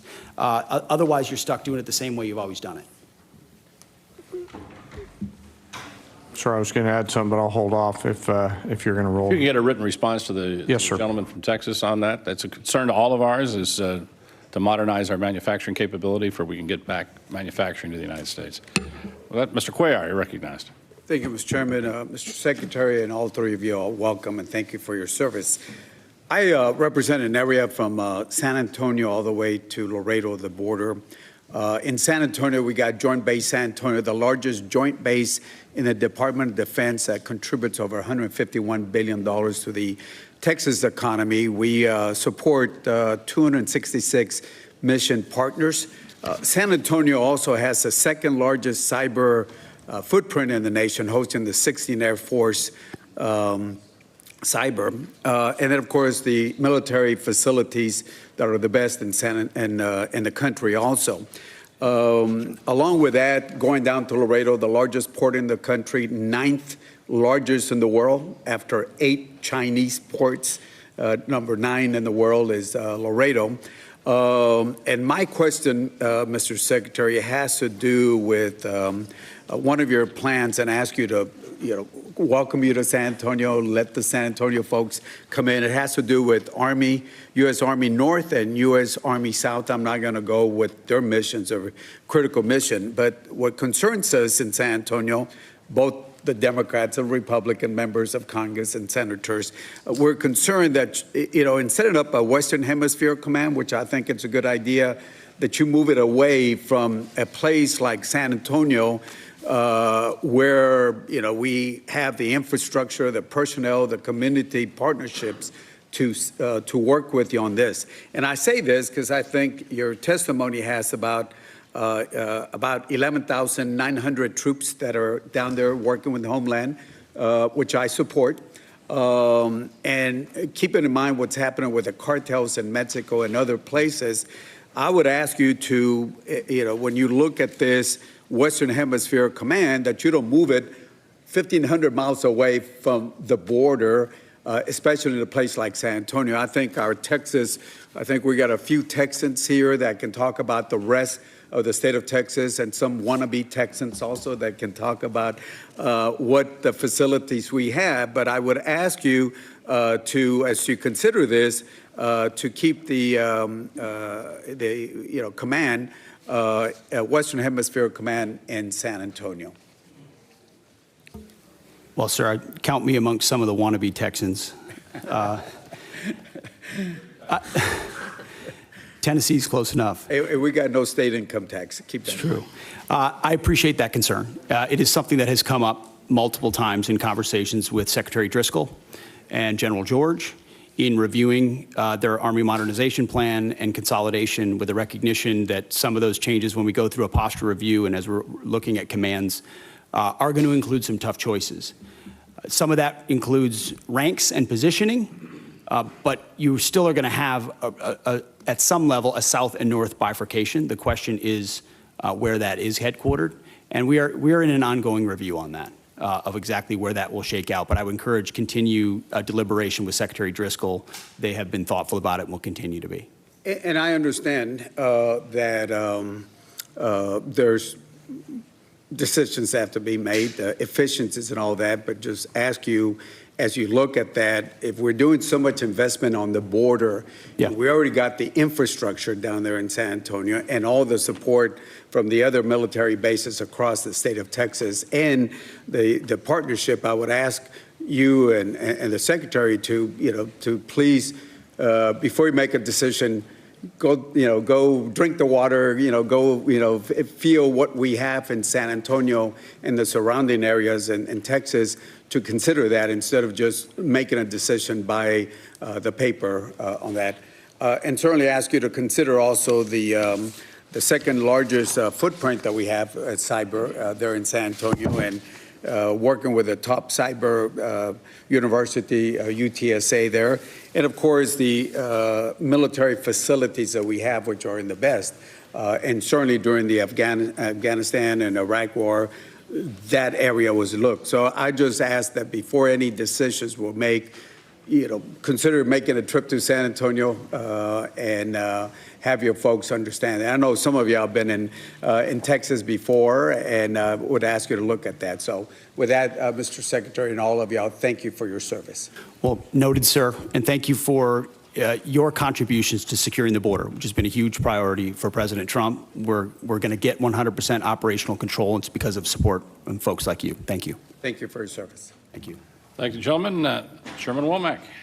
Thank you, Mr. Chairman, and my thanks to the to our witnesses here today. Secretary Hegseth, General Kane, thank you from the bottom of my heart and on behalf of this committee for your service to our nation. Obviously, we face a number of challenges and pacing threats across the globe in all domains, and we have to ensure that the joint force is ready to fight and win our nation's wars. So let me begin with General Kane. What risks do the recent force structure changes or proposals in the Army and Marine Corps present to the joint force, given your global force integration responsibility? Can you speak to that for a minute? Yes, sir. And I'll be mindful of the environment that we're in and speak broadly. And thank you for the question. You know, we are having to make some difficult choices to pivot some of the combat capability that we have now to the combat capability that we need in the future. Both services, alongside the Department of the Navy and the Department of the Army, are making those changes in order to provide us with the combat capability and capacity that we need at scale to create the dilemmas that we have to deliver for the joint force and our adversaries. So at this point, you know, we're doing the right pivots, Congressman, to make sure that we have the right depth that we need. Secretary Hegseth, both of you understand the unique value proposition that the National Guard provides the joint force, having served. And gosh, for a long time, it was just me and Hal Rogers up here as the Guard guys. So it's good to have some company. As we're looking to be efficient with federal dollars, I always kind of believe that the Guard and the reserve component structure in general brought what I called value to the force. That I realize it's probably not at the same level of proficiency that the active duty counterparts might have, but they bring value to the force. And when we need to surge responsibly and quickly, then the Guard and Reserve are certainly at the ready to do that. My question is pretty simple. Can you both commit to ensuring that the National Guard component is resourced and equipped properly to meet not only today's operational demands, but those in the future? And I ask this question having had experience back in the day when the National Guard was more or less a reserve force, and it was only after 9/11 that we began to use the National Guard in a truly operational form. And I thought it did a lot of great things for the Guard. I thought it brought value to the force, and I worry sometimes that we may, you know, pivot back to the time when the National Guard is relegated to more of a reserve structure rather than able to surge with our forces in a moment's need and be able to deliver combat capability and combat service support capability when needed. Can you speak to that, Secretary? Sir, I think it's an excellent point. It does, the National Guard and Reserves bring great value, not to mention the civilian skills, the additive civilian skills that they bring. Completely recognize the shift that happened after 9/11. I was a part of that, as were many people in the Guard of our generation. I think we're entering an even another phase, especially under President Trump, with his focus on the homeland, where the National Guard and Reserves become a critical component of how we secure that homeland and apply those civilian sets across the spectrum. So when you're looking at, say, the Army, for example, what we need in the active Army vis-a-vis the National Guard will not be a reflection of what we need or don't need. It will be a right sizing of where that particular application would be best used. And the National Guard is a huge component of how we see the future, sir. General Kane. Sir, you know, the policy makers tell us what size our force should be. What I will commit to you, and by the way, thank you both for your service in the Guard. As a fellow Guardsman, you're legendary in those hallways. What I will commit to you is that I'll make sure that the voice of the Guard is heard at the policy level pursuant to my job as a chairman. I yield, Mr. Chairman. I thank the gentleman. Mr. Case. Thank you, Chair. Mr. Secretary, at the Shangri-La Dialogue in your speech of May 31st, you stated, and I quote, "Here in the Indo-Pacific, our futures are bound together. The prosperity and security of the Indo-Pacific are linked to those of your people." You went on to talk about the benefits from the, quote, "peace and stability that comes with a lasting and strong American presence here in the Indo-Pacific," end quote. Do you believe that the only way to achieve our contributions to peace and security and stability in the Indo-Pacific is through military strength alone? Sir, certainly not through military strength alone, although military strength is the business that we're in. So we're building partnerships across mill to mill, whether it's the Philippines, Japan, Australia, more actively than any other part of the world, because the application of American strength is not America alone. It's by, with, and through partners who share mutual objectives. And so we are very invested in military-to-military relationships. So you, as the Secretary of Defense, believe that we need to take a broader approach in the projection of national power, national influence than simply our military. Is that correct? Well, sir, that's not my job. My job is the military application. So yes, others will determine the broader spectrum of that, but it's always useful to have other applications of power as well. But how others actually do that does impact your job in running our military, right? I mean, your military operations, your military presence, your mill-to-mill relationships that I agree are important, are all going to be impacted by our non-military projection of power, influence, and assistance throughout the Indo-Pacific. Is that correct? I would just say that from my 2 recent visits to that region, meeting with many of those ministers of defense multiple times, their focus is what capabilities can we share together, interoperability and capabilities that establish deterrence. And we've been watching Secretary of Defense Pete Hegseth testifying before a House subcommittee about a variety of topics, including the defense budget, but also facing tough questions about the administration's deployment of troops to Los Angeles amid the ongoing unrest there. I want to bring back our senior Pentagon correspondent, Courtney Kube, to wrap things up for us. Courtney, what stood out to you?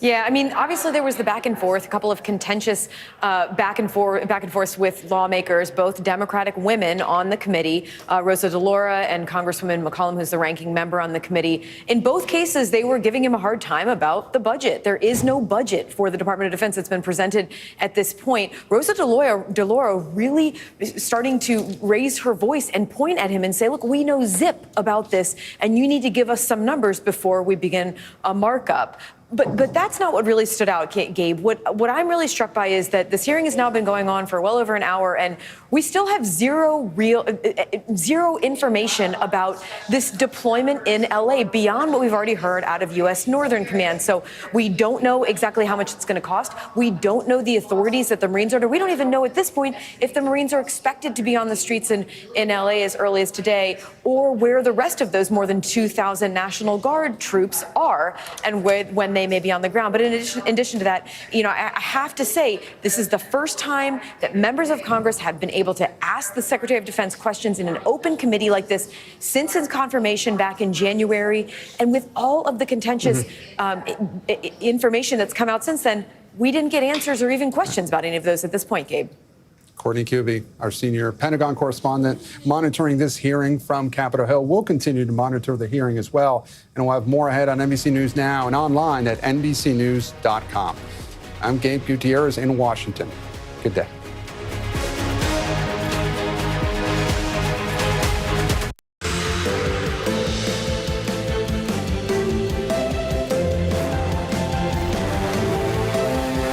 With your relationships with those countries?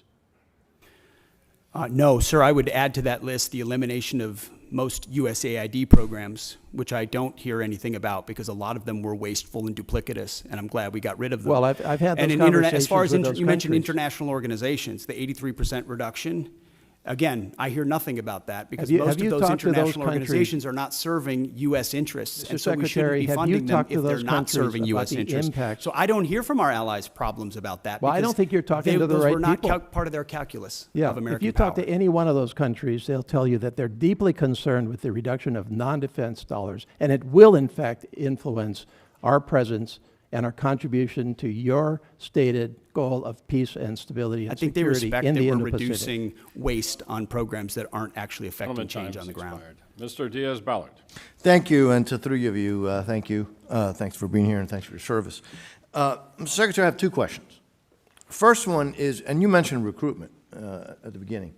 During the last 4 years, we got used to just hearing how the recruitment was not doing well, and it was just the new reality. And then all of a sudden, that reality has changed.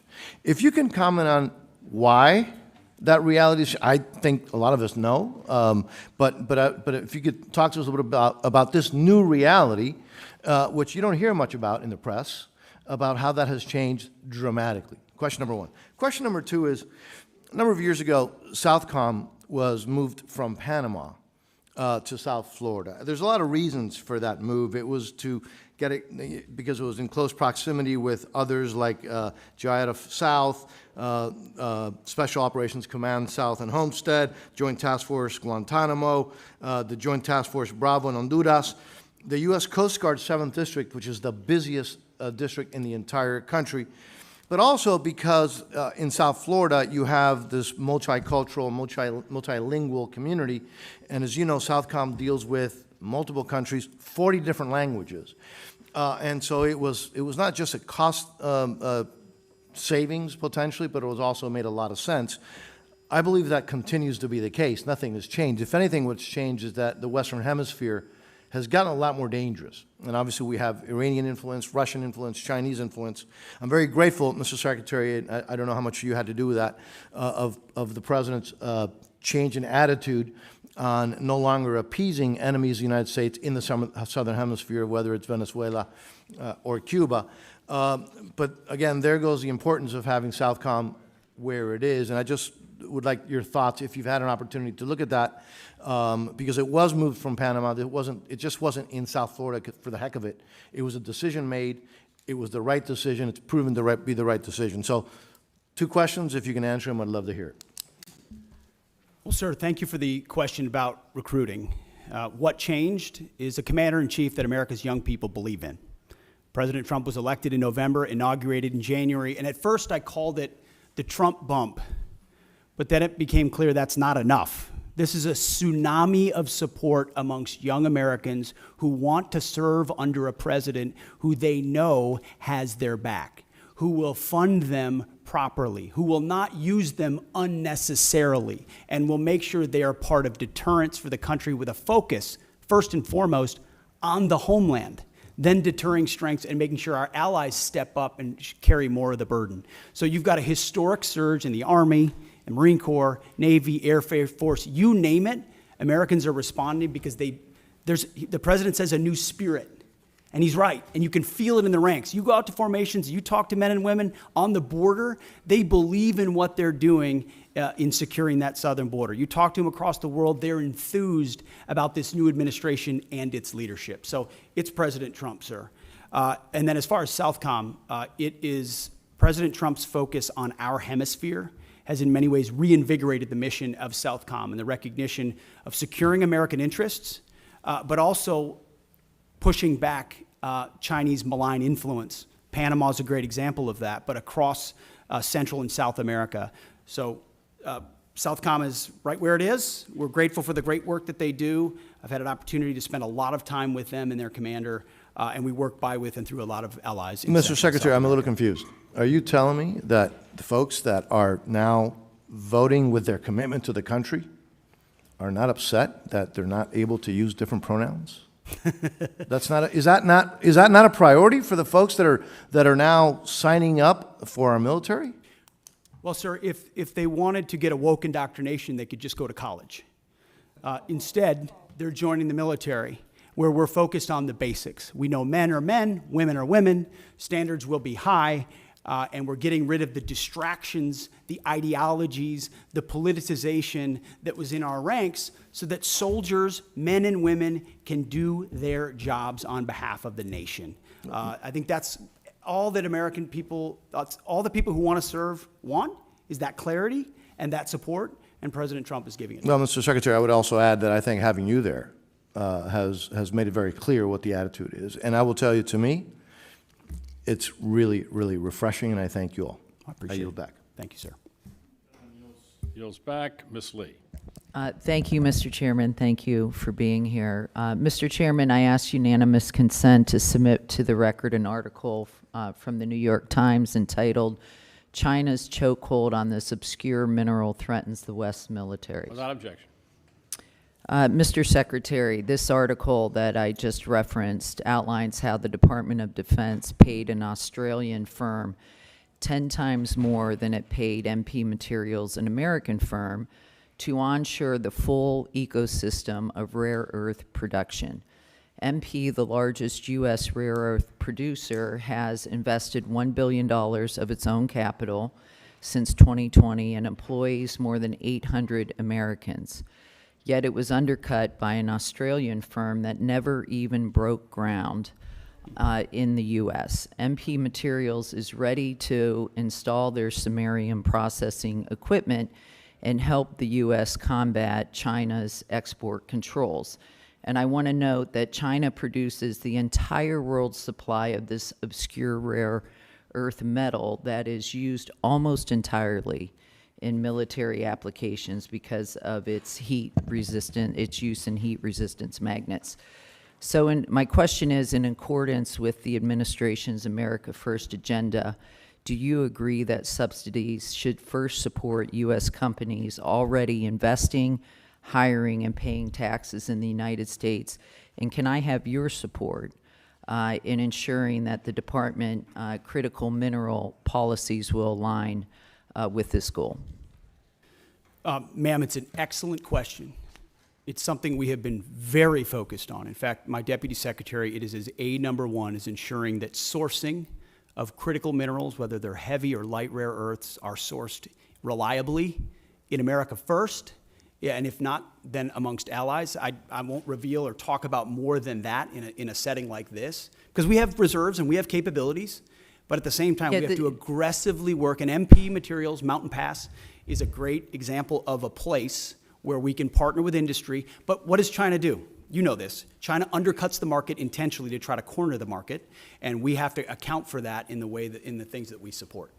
So the answer is yes, I can have your support. Thank you.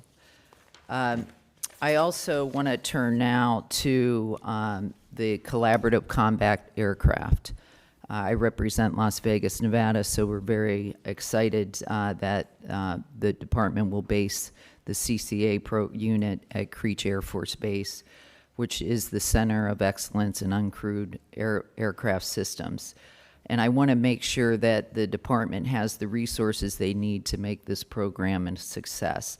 Last year, the Air Force had to shift $383 million to the CCA program, plussing it up by 60%. Can you assure me that your budget request will fully fund the CCA program this year?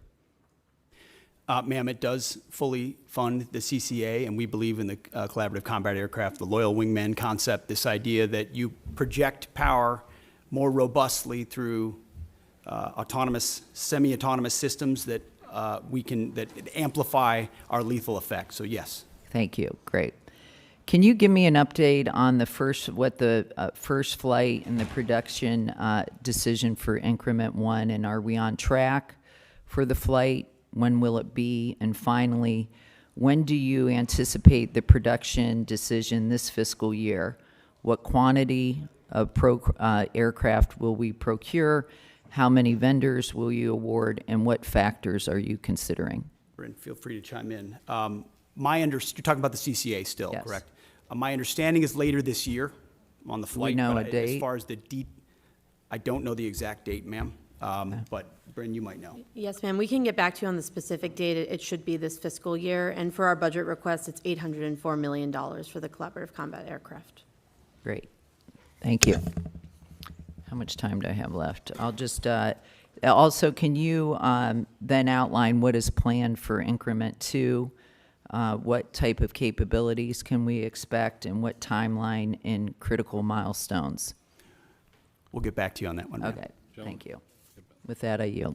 Thank you, gentlelady. And I'd just like to point out that Mountain Pass is in San Bernardino County, California. So one of the only critical mineral mines only left in the United States. Hopefully that'll change soon. Mr. Joyce. Nope. Mr. Elzey. Thank you, Mr. Chairman. Sergeant Major Troy Black, thank you for all your years of service. You've been serving this country since Ronald Reagan was president in 1988. You leave behind a distinguished career in uniform, wearing that uniform, service to your country. You have served as the senior enlisted advisor to the Commandant of the Marine Corps and now to the Chairman of the Joint Chiefs.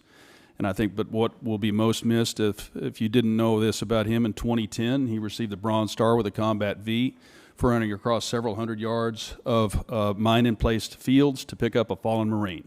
You're a Marine's Marine. You will be missed. You are the pride of Louisville, Kentucky. And I'd like to say, on behalf of this committee and our nation, we're grateful, and fair winds and following seas.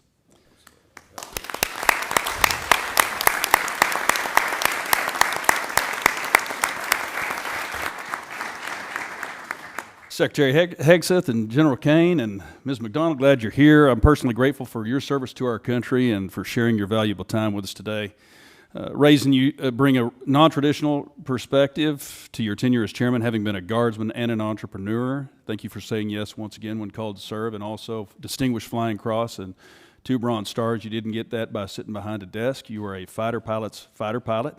You helped the plan to bring down Scuds in 2003. So thank you for your service. And Mr. Secretary, I want to salute you for your leadership and action-oriented approach at the Pentagon. You've created a sense of urgency that General Kane refers to in his testimony, and back to the issue of what we're not talking about today, and it's recruitment.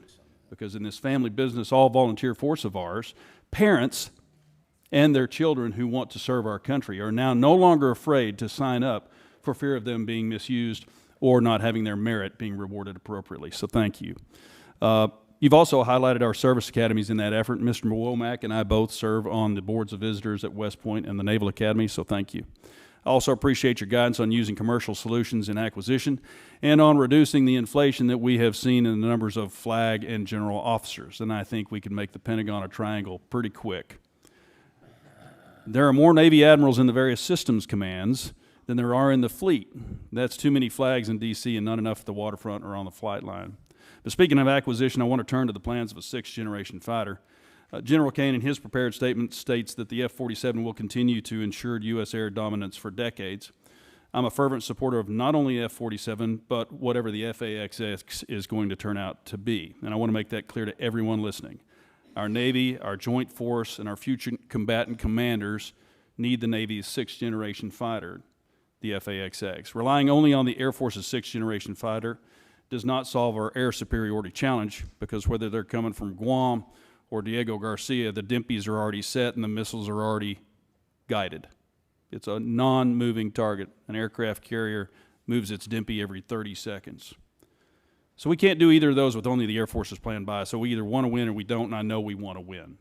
We have to do it with the FAXX. And a 3-year delay is a de facto cancellation and a win for China, and they are watching. And don't take my word for it. They're conducting unrestricted warfare against us right now.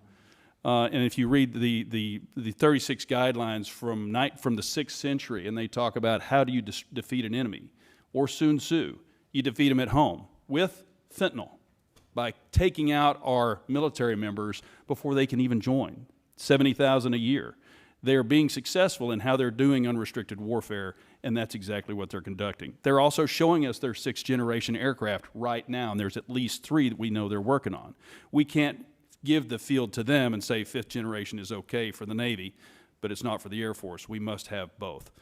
So several well-informed, well-respected leaders shared with us the importance of having both the Air Force and the Navy 6th-generation fighters, Admiral Paparo, General Alvin, and Admiral Kilby, acting CNO. I'm not going to put you all on the spot, but I just want to make it clear. If you'd like to address it, you may. I'm just putting it that it's that important to me. So what troubles me about the Pentagon needing to be a triangle now is that one of my favorite movies is Office Space. Remember Milton? Milton down there with the swing line. We're not really sure what he did, but he sure made a lot of trouble for everybody. I think we have a lot of Miltons in the systems commands and down there in the Pentagon, maybe at Cape, who are telling you that we can't do something when we absolutely can. They need to go. So let's get rid of the Milton. Let's invest in this generational investment. I'd like to thank Chairman Calvert, Chairman Calvert, for his investment in the FAXX and the bill, and present to this subcommittee later today. So thank y'all. Appreciate it. Okay, go Navy. Mr. Morelli, you're recognized. Thank you, General, Chairman.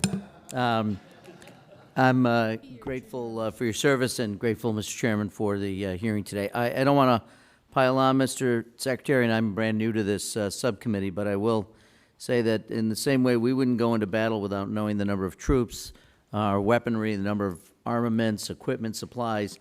It's really almost impossible for this committee to do its job without details from the President, from the Department on a budget request. So I wonder whether or not we could get a commitment from all of you to come back before the committee when the full, the President's budget request has been delivered, so you can answer questions in detail about it.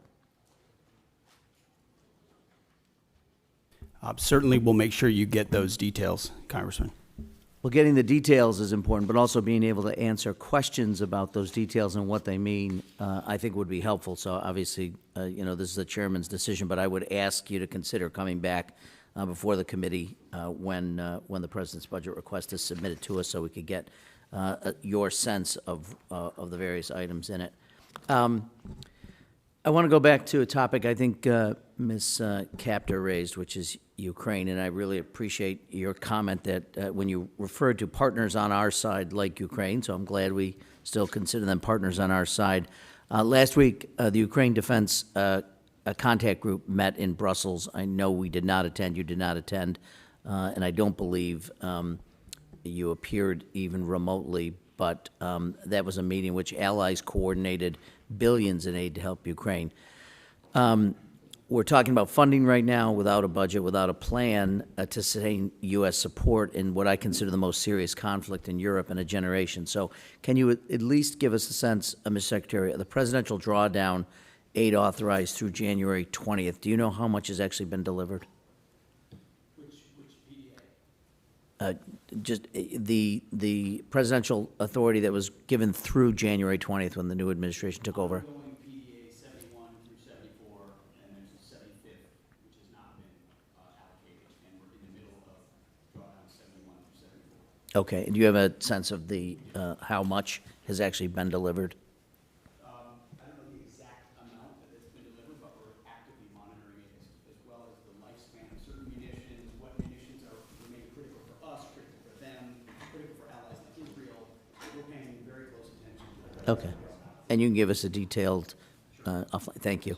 Do you know whether the department or the president is prepared to ask for funding for the Ukraine Security Assistance Initiative, and at what level? It is a reduction in this budget. As you know, this administration takes a very different view of that conflict. We believe a negotiated peaceful settlement is in the best interest of both parties and our nation's interests, especially with all the competing interests around the globe. I don't think the word victory has been well defined, or the path to it. And as a result, a path to peace that stops the killing and the carnage is something that President Trump is very invested in. Well, look, I would certainly, I think I would define victory as making sure incursions, illegal incursions by the Russian Federation into Ukraine, which is a sovereign nation, would be a victory, but I'll leave that aside. I want to just touch briefly on, with the limited time I have, the President's announced $175 billion Golden Dome. It's been talked about. I know that what has been talked about, we understand that reconciliation includes a $25 billion down payment. We haven't really received much in clarity on the specifics. Can you tell me what the $25 billion will be used for? Excuse me. There are many specifics that are not fitting for this setting. We're happy to get you at the appropriate level the specifics you request. But what we've done is we've built out the entire understanding of what the architecture would look like, ensuring it includes existing capabilities that can be fielded rapidly. As President Trump has made the case, we need this now, not conceptually in the future. You know, we had SDI under Ronald Reagan, which was a concept. We've fast forward to the ability to deliver these things, and the American people deserve that kind of protection. So multiple layers for multiple different types of threats, coordinated with sensors, both on the ground and in space at other layers. And we've got one of our best Space Force generals fully focused on that project in General Gutlein, who has a background in understanding those types of architectures. So we've pulled the program up to the Office of Secretary of Defense to make sure it's monitored on a monthly basis. Can you tell us what the appropriations request will be for Golden Dome in the 26 fiscal year? Well, the gentleman gets, go ahead, Bren, excuse me, Ms. McDonald, you can get back to us on that and for the record, and we would appreciate that. Mr. Fleischman, you're recognized. Thank you, Mr. Chairman. Want to welcome Secretary Hegseth, General Kane, and Mrs. McDonald. Thank you. This has been an outstanding hearing. Let me just say this. The world is a dangerous place. The nation is a dangerous place. Heartfelt thank you to each and every one of you officers stepping up and for doing an exemplary job. Thank you so much. As most of you know, I represent the 3rd District of Tennessee. That's the Great Oak Ridge Reservation, birthplace of the Manhattan Project. In addition to serving on this prestigious subcommittee, I'm the chairman of the Energy and Water Subcommittee, which has the NNSA. I'm deeply involved in the recapitalization and modernization of our nation's nuclear deterrent. It will come as no surprise I have concerns about both our progress and posture. Our progress is a concern as we are recapitalizing the entire nuclear deterrent all at once. Meanwhile, Russia has recapitalized its triad minus some bombers, and China is rapidly expanding its numbers and fielding a triad. Of course, there's also North Korea and the looming prospect of a nuclear Iran. As we focus more on the Pacific, our post-Cold War posture is a concern due to the lack of in-theater non-strategic nuclear weapons. This creates a deeply worrying capability gap in the most critical theater. I'll ask my questions and ask for your answers then. First, Secretary Hegseth, given this troubling strategic threat picture, what is your outlook on the current pace and scope of nuclear recapitalization? And then, General Kane, what are your ideas to fill this non-strategic nuclear capability gap in the Pacific? Are there any ways Congress can better support the department's efforts to meet these increasingly tight deadlines? And I'll listen to your responses. Thank you. Sir, thank you. First, if I would just take liberty, both the chairman and I have taken up almost all the oxygen from Bryn McDonald here. I would just take issue with the characterization that we have not delivered a budget and we don't have details and we're not delivering on it. She and her team have done a fantastic job of working as rapidly and as detailed as possible to deliver what we feel very confidently is a robust, detailed delivery of the president's agenda for FY26. So, Bryn, thank you for the work that you're doing and all the details and focus on that have come through. And that the nuclear triad is certainly a part of it. NC3, every single aspect of that. Sentinel with the Nunn-McCurdy breach has to, we are taking a very hard look at that while fully funding it. Columbia class, critical. B-21, which for the most part has been a success story, but needs to be continually monitored as any major platform does. And then the SLICM-N as well, investing in that capability, considering the advantages we have on the submarine side. So we are fully funding, in fact, even more so in most cases, that capitalization and modernization, which we have to, considering what our adversaries are up to. Thank you, sir. Sure. I just echo the Secretary's comments about non-strategic nuclear weapons, SLICM and the others. And I think it really, for me, centers around 4 C's that we got to do across the enterprise. Change the culture to get after it faster. That's the first one. We got to create competition across the continuum in the defense and national industrial base. We need to buy better contracts and get greater capacity. So no ads other than that, Congressman. Thank you. So if I may, you all feel reasonably comfortable with the way that we're modernizing our triad? Well, sir, I'm not comfortable with the way the Sentinel upgrade had been happening. Understood. With the recognition that it is behind and can't be. And so we're getting at dynamic ways to address that. Different alternatives. Our Deputy Secretary and his team very focused along with Bryn. What do we fund? Why do we fund it? How do we look at new ways to do it? Because the way we've approached it so far has gotten us nowhere fast. Thank you. By the way, I welcome you all to visit Oak Ridge at any time. Thank you, and I'll yield back. Thank the gentleman. Mr. Aguilar. Thank you, Chairman General Calvert. That's right. Thanks to the witnesses for being here. Yes, okay, Private, go ahead. The clock's still moving, Mr. Secretary, I want to express my severe concern with the deployment of the National Guard in Los Angeles without consultation of the state of California. There have been photographs that have shown these troops sleeping on the floor and have not been provided fuel, food, or water by DoD. How long will this deployment last, and why were we unprepared to provide them basic necessities such as food and water?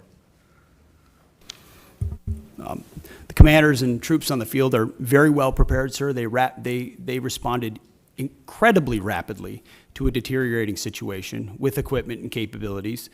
We have made sure from the top down, as a Secretary of Defense who's been in a unit holding riot shields outside the White House during the chaos of the summer of 2020. I know what it's like to be immediately deployed into a situation like that. There are moments where you make do as best you can temporarily, but we are ensuring they're housed, fed, water capabilities in real time from my office, because I care that much about the California Guard and the Marines and the men and women who are supporting our ICE agents on the ground. You should check It's with your true office. every day, and that's a disingenuous attack that misrepresents how much we care about our troops and what they're doing to defend ICE agents. I'm not going to take the fact that we don't care about the troops. Nobody cares more about the troops at the top than this Secretary and the Chairman and our How long will department. the deployment last?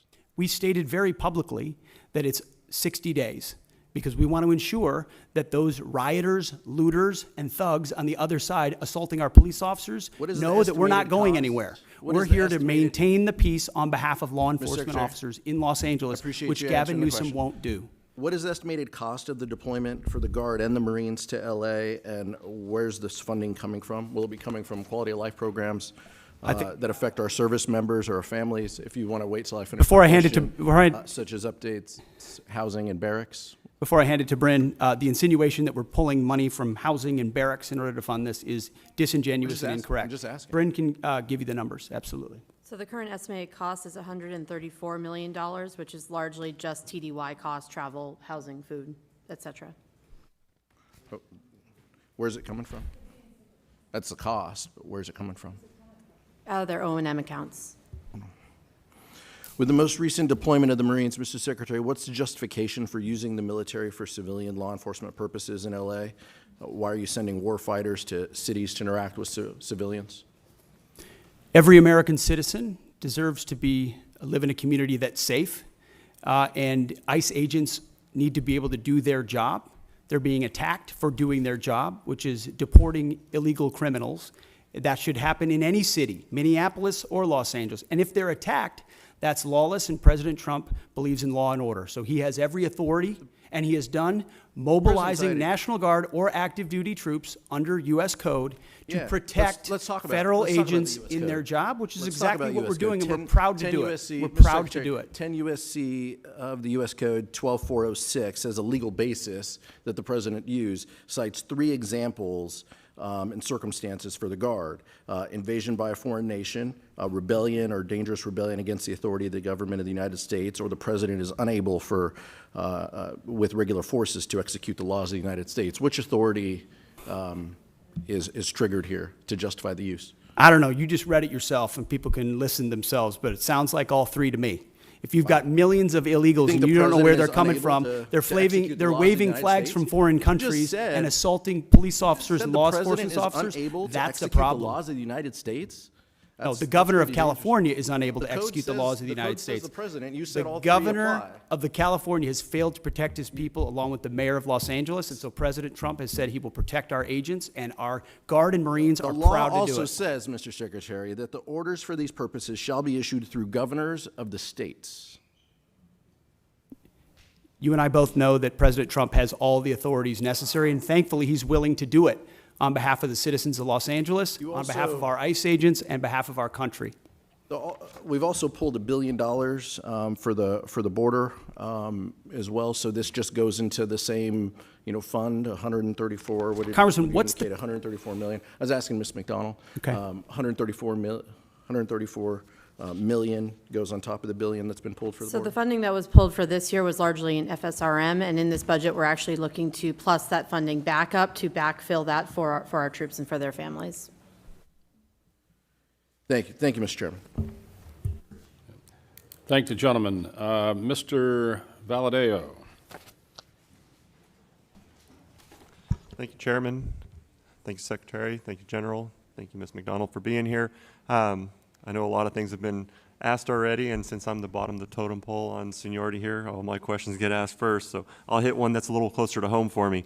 Secretary Hegseth, thank you for addressing the challenges military families have faced under the Global Households Good contract.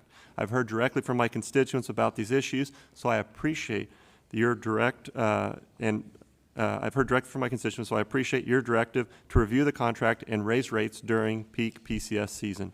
Can you commit to continuing to work with us to monitor the impact and make further improvements as needed? Sir, I appreciate the question.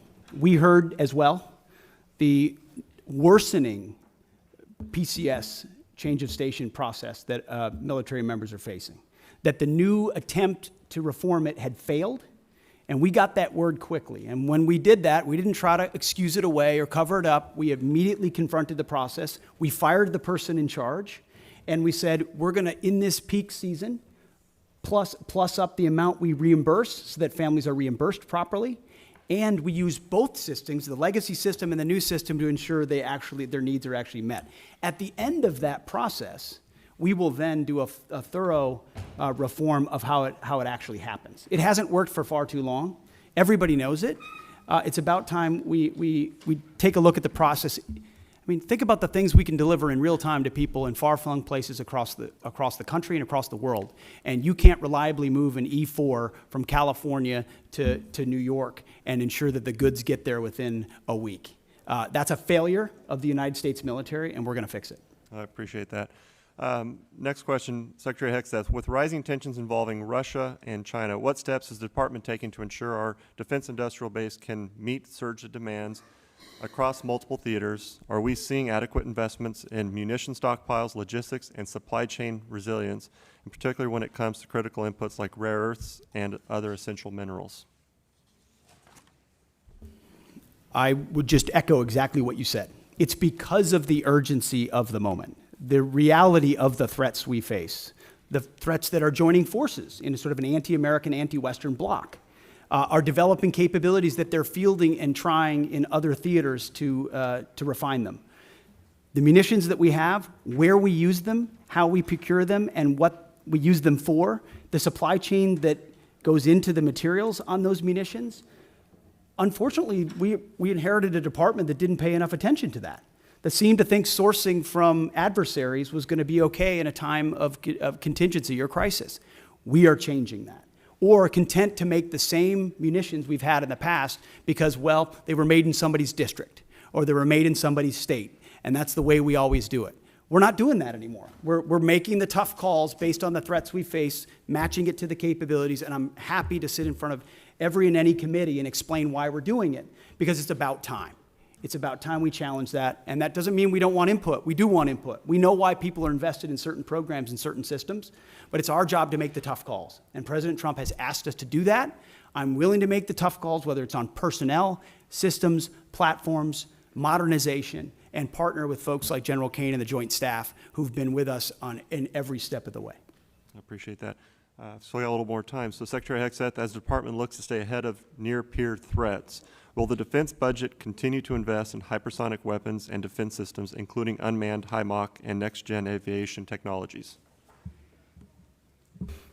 The answer is yes. In a way, unfortunately, the previous administration did not. So if you're looking at long-range fires, autonomous systems, hypersonics are part of warfare of the long-range drones, a part of the warfare of the future. That means we're investing in them to be better than our adversaries. Not accept the fact that we have matching capabilities, But what more can we do to enhance those so we're ahead of the curve? Because when President Trump says we have the best platforms, the best systems, the best fighters, the best ships, the best vehicles, he means it, and we mean business on it, and we're going to deliver it. All right, thank you. And I've got 30 seconds. So General Kane, if Congress had $1 extra to invest today most effectively to strengthen our deterrence posture against China, Russia, and threats in the Middle East, where should it go? 20 seconds. Wow, I'm gonna take 19 of those, Congressman. Probably in munitions. I don't know how much we'd buy for $1, but I'd want to make sure that the joint force is properly armed at scale at the tactical edge, and the youngsters that volunteer to serve have what they need. I appreciate that. Thank you, Chairman. I yield back. Thank the gentleman. Mr. Joyce. There we go.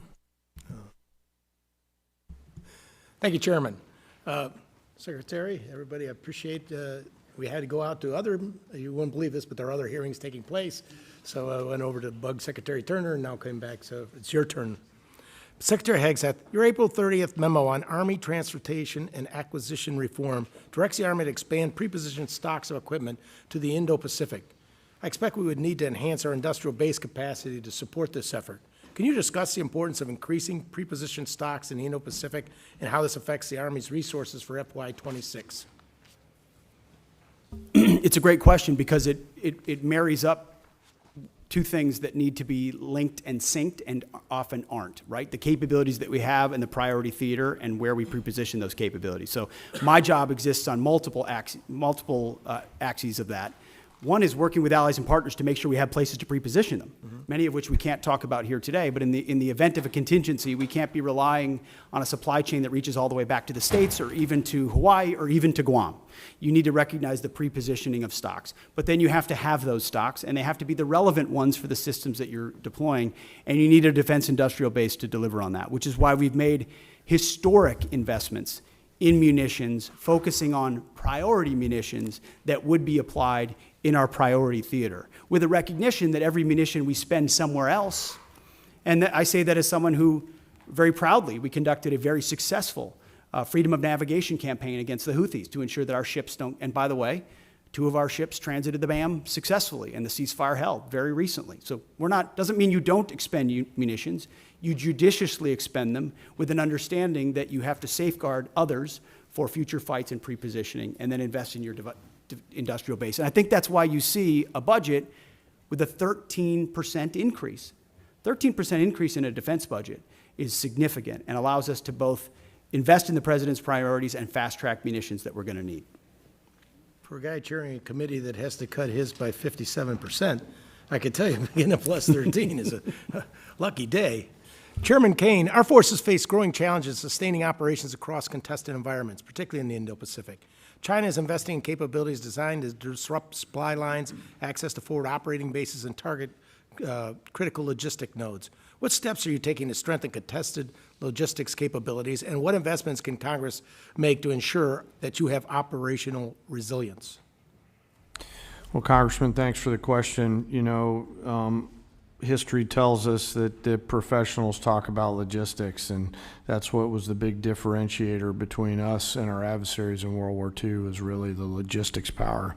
You know, our teammates within the Joint Force are looking carefully at this right now, and as we look at the adversaries' threat arrays that they have and our ability to defeat them and move the combat capacity that we need to through those difficult places is a key part of that. I don't have a specific number for you, but what I'll commit is, as we think through what contested logistics looks like, as we think through what forward supply points on the first and second island chain might look like, we'll stay close with the committee to make sure that we're communicating early, often, and always about what our needs are.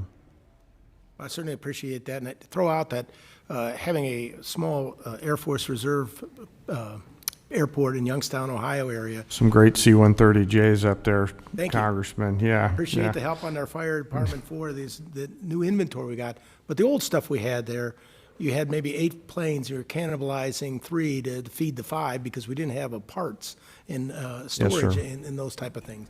And I think that's has played out in other areas for us as well. And we need to not only make sure we have the manufacturing industrial base, but we also have the ability to have the parts and inventory on to keep all those things online, or we have to remove them from Yes, service. sir. I know General Alvin and the team at the Air Force is looking hard at that too, to make sure that we've got the right stuff on the shelf prior to that we need, not just in the C-130 community, but the other airframes within the Air Force, and frankly, the Joint Force. Parts are always going to be a driver. And I'm really encouraged by the innovation that's happening to look at things like additive manufacturing, where we get a hold of the specs from companies like Lockheed and others and can just 3D print right on the spot of the requirement. Those have to be in any procurement you do from now on. That you Yes, also sir. get I access think to all so, this stuff. sir. It's, you know, the force of the future will fix on the spot. So they'll need to be able to have the parts right there. And as we look at mission command and delegating authorities and responsibilities to our younger commanders and you know, complex command and control problems, part of that is going to be the ability to sustain our force out there at the edge. Thank you very much, General. Yes, sir. I yield Thank you. back. And thinking of logistics, it made me think at, what was it, General Marshall, who went out in the 30s and met with a young lieutenant colonel, and said it's the best logistics officer I've ever met. And that was General Eisenhower. 3 years later, he was a 4-star general. So wars, logistics are important. Mr. Anderholt, you're recognized. Thank you. Thank you, Mr. Chairman, and thanks everyone for being here today, this morning. And as we wrap up the hearing today, let me say the Golden Dome Initiative represents, in my opinion, a substantial investment in our national security, and I credit this administration in pursuing this bold project, and I share your ambition for it. So thank you for moving forward on that. I want to follow up with from my colleague from New York. The President has said that he has chosen an option that will total $175 billion. Can you confirm that number, and when do you hope to make this system of systems operational?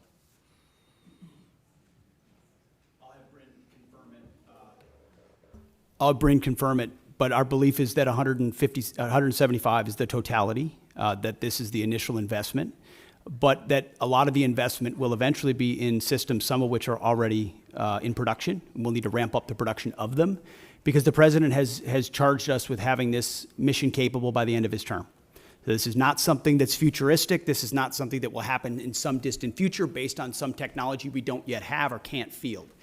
Our approach to Golden Dome will be making sure we can procure existing layers that can talk to each other with new layers on top, because this is a layered system, as was mentioned, to include drones as well in partnership with the services. So can you confirm that, Bryn? Yes, sir. Nothing to add. That's all accurate. And we're still planning towards what the final number is, but the $24.8 billion we're requesting this year is that down payment on the near-term capabilities that we're looking at as part of the architecture. Okay, thank you. Let me switch over, and I'd like to get your thoughts on AUKUS partnership, not merely as a cornerstone for our Indo-Pacific defense strategy, but also as an opportunity for our defense industrial base.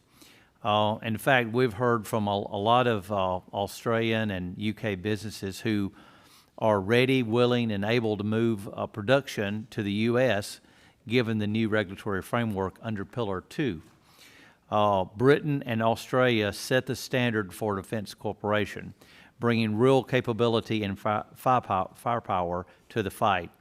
Can you preview how this administration intends to fund Pillar 2 efforts to develop and field joint capabilities between all three partners?